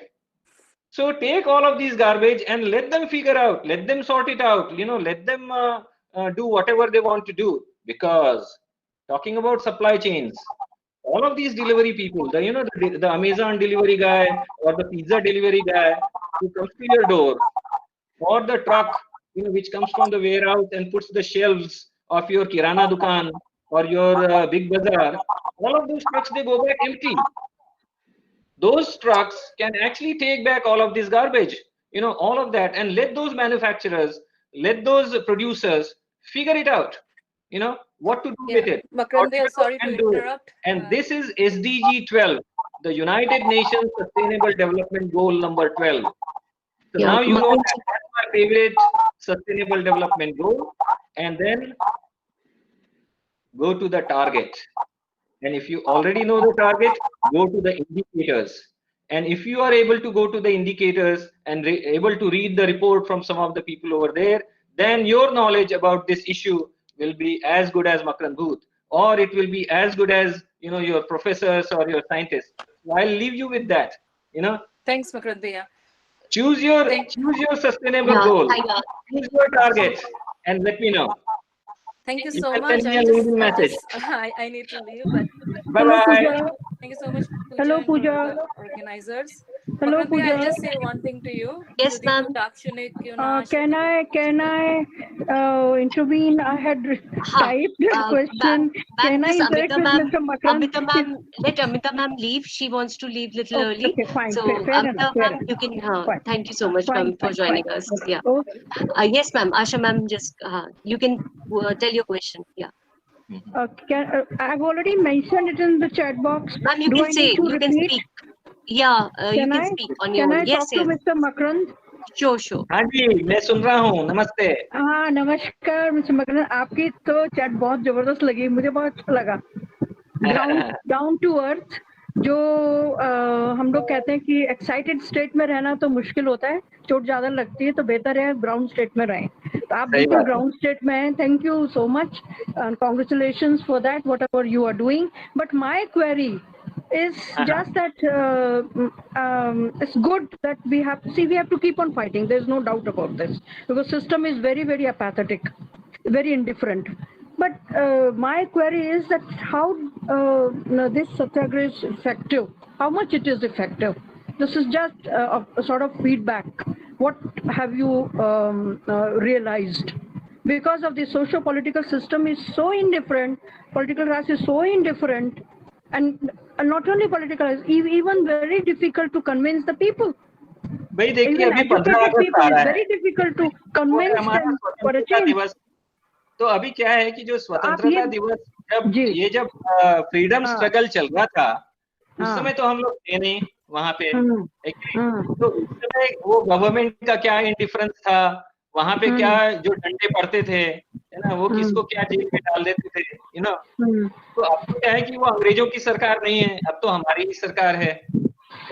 तो हमारे ही लोग हम पर ही तो ये मुद्दा हावी हैं जब जो आएगा जी तो मैं अपना सत्याग्रह फिर से शुरू कर रहा हूँ। जी लेकिन क्या है कि कोई भी जो ये मूवमेंट होती है उसकी सफलता हाँ तभी है जब आप उसके आगे भी सोच रहे हैं। तो क्या है कि गांधी जी केवल भूख हड़ताल नहीं करते थे, है ना, इसीलिए मैंने दांडी मार्च का उदाहरण दिया कि कैसे उन्होंने नमक का सत्याग्रह किया, है ना, कि कैसे वो जो है अपना कपड़ा खुद बनाते थे। जैसे मैं आपको कपड़ा दिखा रहा था, जैसे मैं आपको योगा मैट दिखा रहा था, वैसे क्या है कि वो अपनी धोती, अपनी चादर, वो खुद बना लेते थे, क्योंकि ब्रिटिश लोग जो हैं वो हमारा कपास, वो हमारी नील, उसको जहाज में भर के ले जाते थे और उसको फिर वो लीड्स में, मैनचेस्टर में विलायती कपड़ा बना के लेके आते थे और फिर हमको ही बेचते थे। और गांधी जी ने जब ये जाना, तब जब उन्होंने उस पूरी ब्रिटिश एम्पायर को घुटने पे ले आए। तो वैसे ही उसके क्या है पीछे कि तो बहुत सारे और की जो फैक्टर्स भी समस्या हैं है, मिस्टर मकरंद वो जी, उसके अपने पीछे थोड़ा गांधी जी काम नहीं, करते रहना है, बहुत अपनी सारे लोगों का कैपेसिटी। कंट्रीब्यूशन है, बहुत सारे हाँ जी, लोगों है जो अंडमान निकोबार जेल काले उसमें सेलुलर जेल में रहे, बहुत लोगों का कंट्रीब्यूशन है। वो हाँ जी। शायद हाँ वो अलग इशू है, वो तो है, और घुटने उसका पता उसका नहीं मेरे लिए कोई टेके जवाब या भी हम नहीं है, क्योंकि मैं उनको क्या जानता हुआ, भी नहीं वो हूँ, तो मैंने टू नेशन बहुत ज्यादा थियरी भी जानकारी बनी, नहीं है, कोई दूसरा वो समय तो था। हाँ वो डिबेटेबल है, हाँ जी, हाँ जी, क्योंकि टू नेशन थ्योरी भी आई उसमें, पार्टीशन हाँ भी जी, हुआ, हाँ। कॉम्प्रोमाइज भी जो हुआ, जो जो पार्टीशन भी। नहीं क्वेश्चंस नहीं, जो मेरा लिखे सवाल हुए हैं, सिर्फ ये है वो जी। जो क्वेश्चंस जो लिखे हाँ हुए हैं, उसको एक हाँ एक हाँ, करके स्क्रीन पे लेके आएंगे क्या? तो उसके उस मेरे मेरे को थोड़ा मेरा क्वेश्चन समझना आप पढ़ें, और उसको मेरा सोचने का क्वेश्चन समय देख लो मिलेगा। पूजा। Uh, So, Pooja, so, I और have been a presentation हो fighter in my उसको life. एक एक करके It's आप very difficult to स्कैन कर convince लीजिए। the people. They refuse to change. uh, yeah, that's true, ma'am. Ma'am, we can yeah, carry on with this Just show, discussion definitely. Yeah. yeah, So Pooja, please show my yeah, question to him. Show my question. Show my query. yeah, yeah. Yes, ma'am. Hope a little bit. I mean, yeah, some extent it has been Fine. answered. Yeah. Fine. So we'll come back Yeah, for this sure. discussion a little later. So we move on to the next question. Please put all the questions on the screen. Yeah. Harshita, yeah. Okay, so the next question is from Mr. Rajendra. What is meant by a 360-degree view and its relevance with the business? उसके बाद में कहा है, बाद में डाला है मैंने, नहीं आया मेरा question. Rajin sir, are you there? Thank you for this question. And what every business, every aspect is looked at through a particular perspective. And it is that perspective that decides your relationship and the communication that you use for the various things in your life, including the business. When you look at a particular thing in a particular view, it gives a limited perspective to you. So you communicate through that limited perspective. If you now look at a particular object through its holistic view, your perspective will change. Now, if you look at a, say, job problem, a employment problem, or agriculture problem, every stakeholder that is involved into this, he looks at the problem through his perspective only.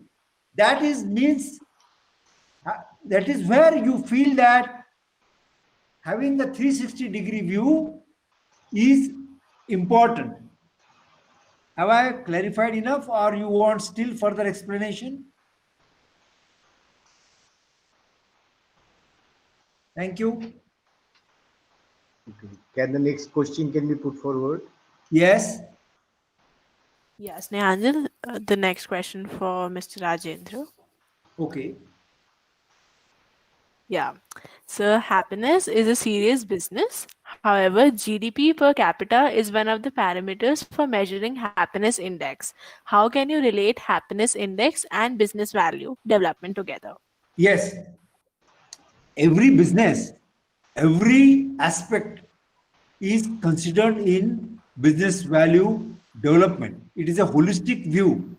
How you feel, business value development does not take into consideration only the profits or only the accounts or only the finance or only the production. It takes a holistic view of your business and it finds out what exactly is driving your business. What are the value pillars and value drivers for your unit?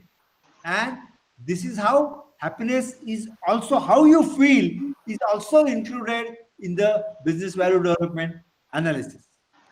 And in fact, you must be knowing Bhutan is the one country where they consider happiness as an index. Thank you for this question. Thank you. Okay, Yes, next sir. question, please. I think this was it from Mr. Rajendra. So we had just 2 questions for you. And Thank So, you. is there any questions? Any more questions? yes, we have for Mr. Makrant more. Okay. Snehanjal, please show for Mr. Makrant. Yeah. Yeah. Do you think that Indian government is doing enough to achieve basic SDGs? And if not, what can they do to achieve them?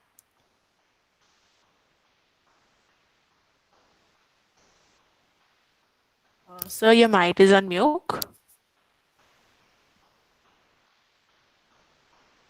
Very much. While my mic was off, I was saying that your voice sounds very good. And can Thank you you, guys see me? sir. Do you guys see me? Yes, Hello? sir, we can see you. Yes, You yes, are you able to. So what I have done, because this is a question about India and how India is doing, is it doing enough, etc. So what I've done is like I have put on a thing which I bought from China. I have bought this from near Shanghai. This is an area above Tibet.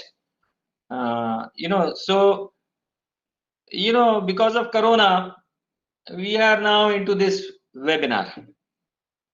If this would, otherwise we would have been watching Olympics, right? This is the Olympics time, and if all, the world would have been okay, we would have been, all the world would have been looking to Tokyo. So what I'm saying is, this is not about India. This is a global issue. जैसे कि Savita madam जी, principal जी ने सबसे पहले हम लोगों को कहा, और जैसे हमारे सुषमा स्वराज जी जब इन्होंने संयुक्त राष्ट्र संघ को संबोधित किया, उन्होंने कहा कि ये संयुक्त राष्ट्र संघ ये एक वसुधैव कुटुंबम है, कुटुंबकम। तो क्या होगा कि अगर हम लोग उसमें केवल ये देखेंगे कि भाई इंडिया क्या कर रहा है, तो इसमें एक बहुत बड़ा प्रॉब्लम है, क्योंकि ये जो यूनाइटेड नेशंस है, none of these nations come to ever any consensus. So India or China or United States or Germany or none of these countries, कोई थोड़ा कम कर रहा है, कोई थोड़ा ज्यादा कर रहा है ना? Some people, they write very nice report. If you are a Scandinavian country, if you are a European country, you write very nice reports, colorful pictures. So basically what's happening, more or less, this United Nations, वो एक ही थैली के चट्टे बट्टे हैं. Why is this plastic continues? Why you keep, having these problems? You stop giving us plastic, we'll stop using plastic. Correct? But what is going to happen is, unless and until you stop that production, we the consumers, so that's what is all sustainability about. So when it comes to nations, when it comes to India, you are saying, clean Ganga, clean water, you have a mission and you have $1 trillion euros in that, not even dollars, you have $1 trillion euros in that clean Ganga mission. You stop that industry, to drain into the nala, and which is going into the nadi. The day that industry is stopped to pollute, let it drain out, 40% of the cleaning of the river will start that day, because it has got a self cleaning mechanism. We know that all. We all know that. So what is going to happen is, if we have to assess, let's look at the sustainable development goals and in India's missions. 15th of August, from Lal Killa, there are announcements made. This year they will be announcing the new education policy. This year they will be announcing the Atmanirbhar Bharat. Just like before, they talked about the Swachh Bharat mission. They talked about the smart cities mission. They talked about the Namami Gange, clean India mission. So what is happening is, in many way, if you look at the languages of that, they exactly copy from the sustainable development goals. That's the reason it's important to sort of choose a goal, go to the target, look at the reports, see who is doing what. So what would happen is, a very detailed answer, to this same question which you have posed me, you can actually get, when you go to that particular sustainable development goal, and then what's going to happen is, you're going to go to the target, and then you can see the position of India on that sustainable development goal, the national position, because the members of United Nations are nations. No state, no city, no river, no tree is the nation. So basically, like, you can see, what China is doing. Is it doing much less, or is it doing more? What is Germany doing, or whatever country you like? You can actually check that. So that's what actually I want to say. Like, there is actually no difference. When it comes to the people in the villages, the Chinese people who are in Himachal, or people who are in Sichuan, there is not much difference. So that's what actually I want to impress, that because like this climate, and because like this pandemic is like a global situation, we cannot leave anybody behind. We cannot leave anybody behind. We have to have everyone, even if that is your driver, even if that's your maid servant, even if your maid servant's daughter, like, jisko aap ghar mein nahi ghusne dete ho, you actually have to take care of everyone, because this is all interconnected. If your doodh wala gets the infection, your mother or your child is gonna get the infection. So we cannot leave anybody behind, and we can no longer think that this is India and this is China, and this is Pakistan and this is Bangladesh and this is Syria and this is Arab and this is Africa and this is a shithole country. We cannot leave anybody behind. And you can start from your home. You can start looking at the people around you. Would you share some sanitizer with them? Would you share some soap with them? If they are not having a face cover, would you give them, एक साड़ी अगर आप फाड़ेंगे तो उसमें से 12 गमछे बन जाते हैं, है ना? उसमें से 12 चुन्नियां बन जाती हैं, 12 दुपट्टे बन जाते हैं. अगर एक चादर आपने फाड़ी तो उसमें से 6-8 उसमें आपके दुपट्टे बन जाते हैं, है ना? Would you do that? Would you sort of go around and see, like, what is that needed, around you, people around you? And that's where, the change is going to happen. I think that's how, so that's my very broad, and, that's my narrow definition of sustainability development goals. I hope I answered your question. Okay, now I'll request that if more questions are there, that can be directed to through mail and through chat box to all the speakers and all the panelists, so that they can reply at length.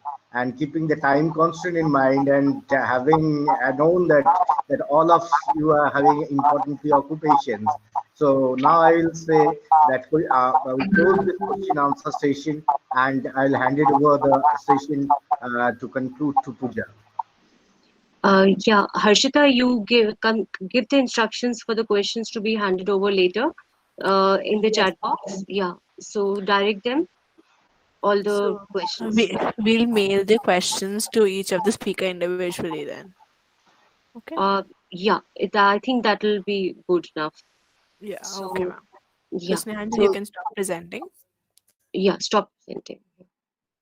So, Harshita ji and Sangram ji, if you are listening, Yes, sir. what I would like to say is that the questions are okay, but if you go back to the chat session, while I was listening to everyone, what I was doing is like in response to what Rajendra Bhai were saying and what Pooja ji was saying, what Savita madam was saying, what Chakravarti sir was talking about. So what I was actually doing is in the background in the chat session, I have put a lot of different links, Okay. and they will answer a lot of your questions. And this is actually a very dynamic research, because a lot of these links are dynamically embedded so that they are updated with the latest data. And this is not just me, like we have a whole consortium, India, United States, scientists, surgeons, architects, activists, so this is like a cumulative knowledge, which is all in all those links. you know these are some of the videos also which we are using to train the IAS officers, the IPS officers, which is the Corona command. you know if you go on my LinkedIn, you can see the Maharashtra government's order in which in 3 districts, 200 2700 villages, we are actually doing the Corona command here in New York.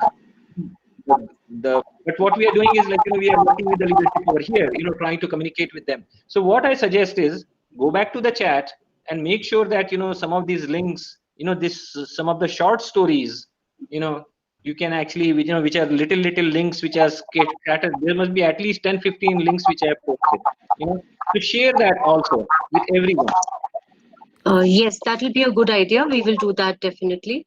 Now, to wind up the session, on behalf of Daulat Ram College, IQAC, I take the privilege to extend my vote of thanks to all the esteemed participants and panelists. Um, yeah, so I would like to thank on behalf of IQAC, Rajendra Deshpande, Amitabh Paul, our chair, Dr. Anjan Chakraborty, principal ma'am, Dr. Savita Roy, all the members of advisory board, IQAC, Polymer Bhattacharya, Tilotama Foundation for providing well-needed support to organize the international webinar. Our volunteers, specifically, I would point out the names here. Harshita, Devanshi, Priyanka, Khushbu, Gurpreet, Trisha, Vasudha, Vibhuti, Aditi, Gul, Snehanjal, Agrima, Samriddhi, and special word of thanks to Sangram for providing the technical support for the session. Again, on behalf of IQAC, Daulat Ram College, I express our sincere gratitude to our collaborators, Tilotama Foundation and Jadavpur Association International Relations, Jair, Kolkata. Now I hand over the space to Polumi Bhattacharya to give the vote of thanks on behalf of the Tilotama Foundation. Over to Polumi. Hello. First of all, I would like to thank Daulatram College, University of Delhi, Dr. Principal Ma'am, Dr. Savita Roy, for giving us a platform and collaborating with us and doing this great work on sustainable development. And it's very informative for everyone. So, and after all the collaboration partners, Dr. Iman Pullan, IID Secretary, Jadavpur Association of International Relations, and Daulatram College. So really thank you. And our esteemed speakers guests for today, they are phenomenal. The insights they have given to us is really wonderful. Thank you. Thank you, everyone. Ma'am, some few words winding up. Principal ma'am.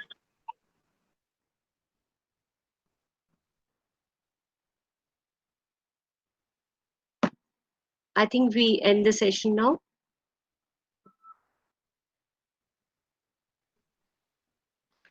Namaste. Yeah, so cyber space में मिलेंगे हम लोग. Bye bye. Just a sec. So we have another session tomorrow. Yeah. So please stand by for that, and then we would like we would like to announce the next session at 5 p.m. and we would try to meet there. All right. So 5 p.m. we'll have another session with three speakers: Dr. Dipankar Saha, Mohan Kole from Norway, Professor Mohan Kole, and Dr. Surbi. Okay, and this is about, it would be mapping energy, environment, and recycling. So we will meet tomorrow at 5 p.m. for the next session. Thank you so much for being there, all of you.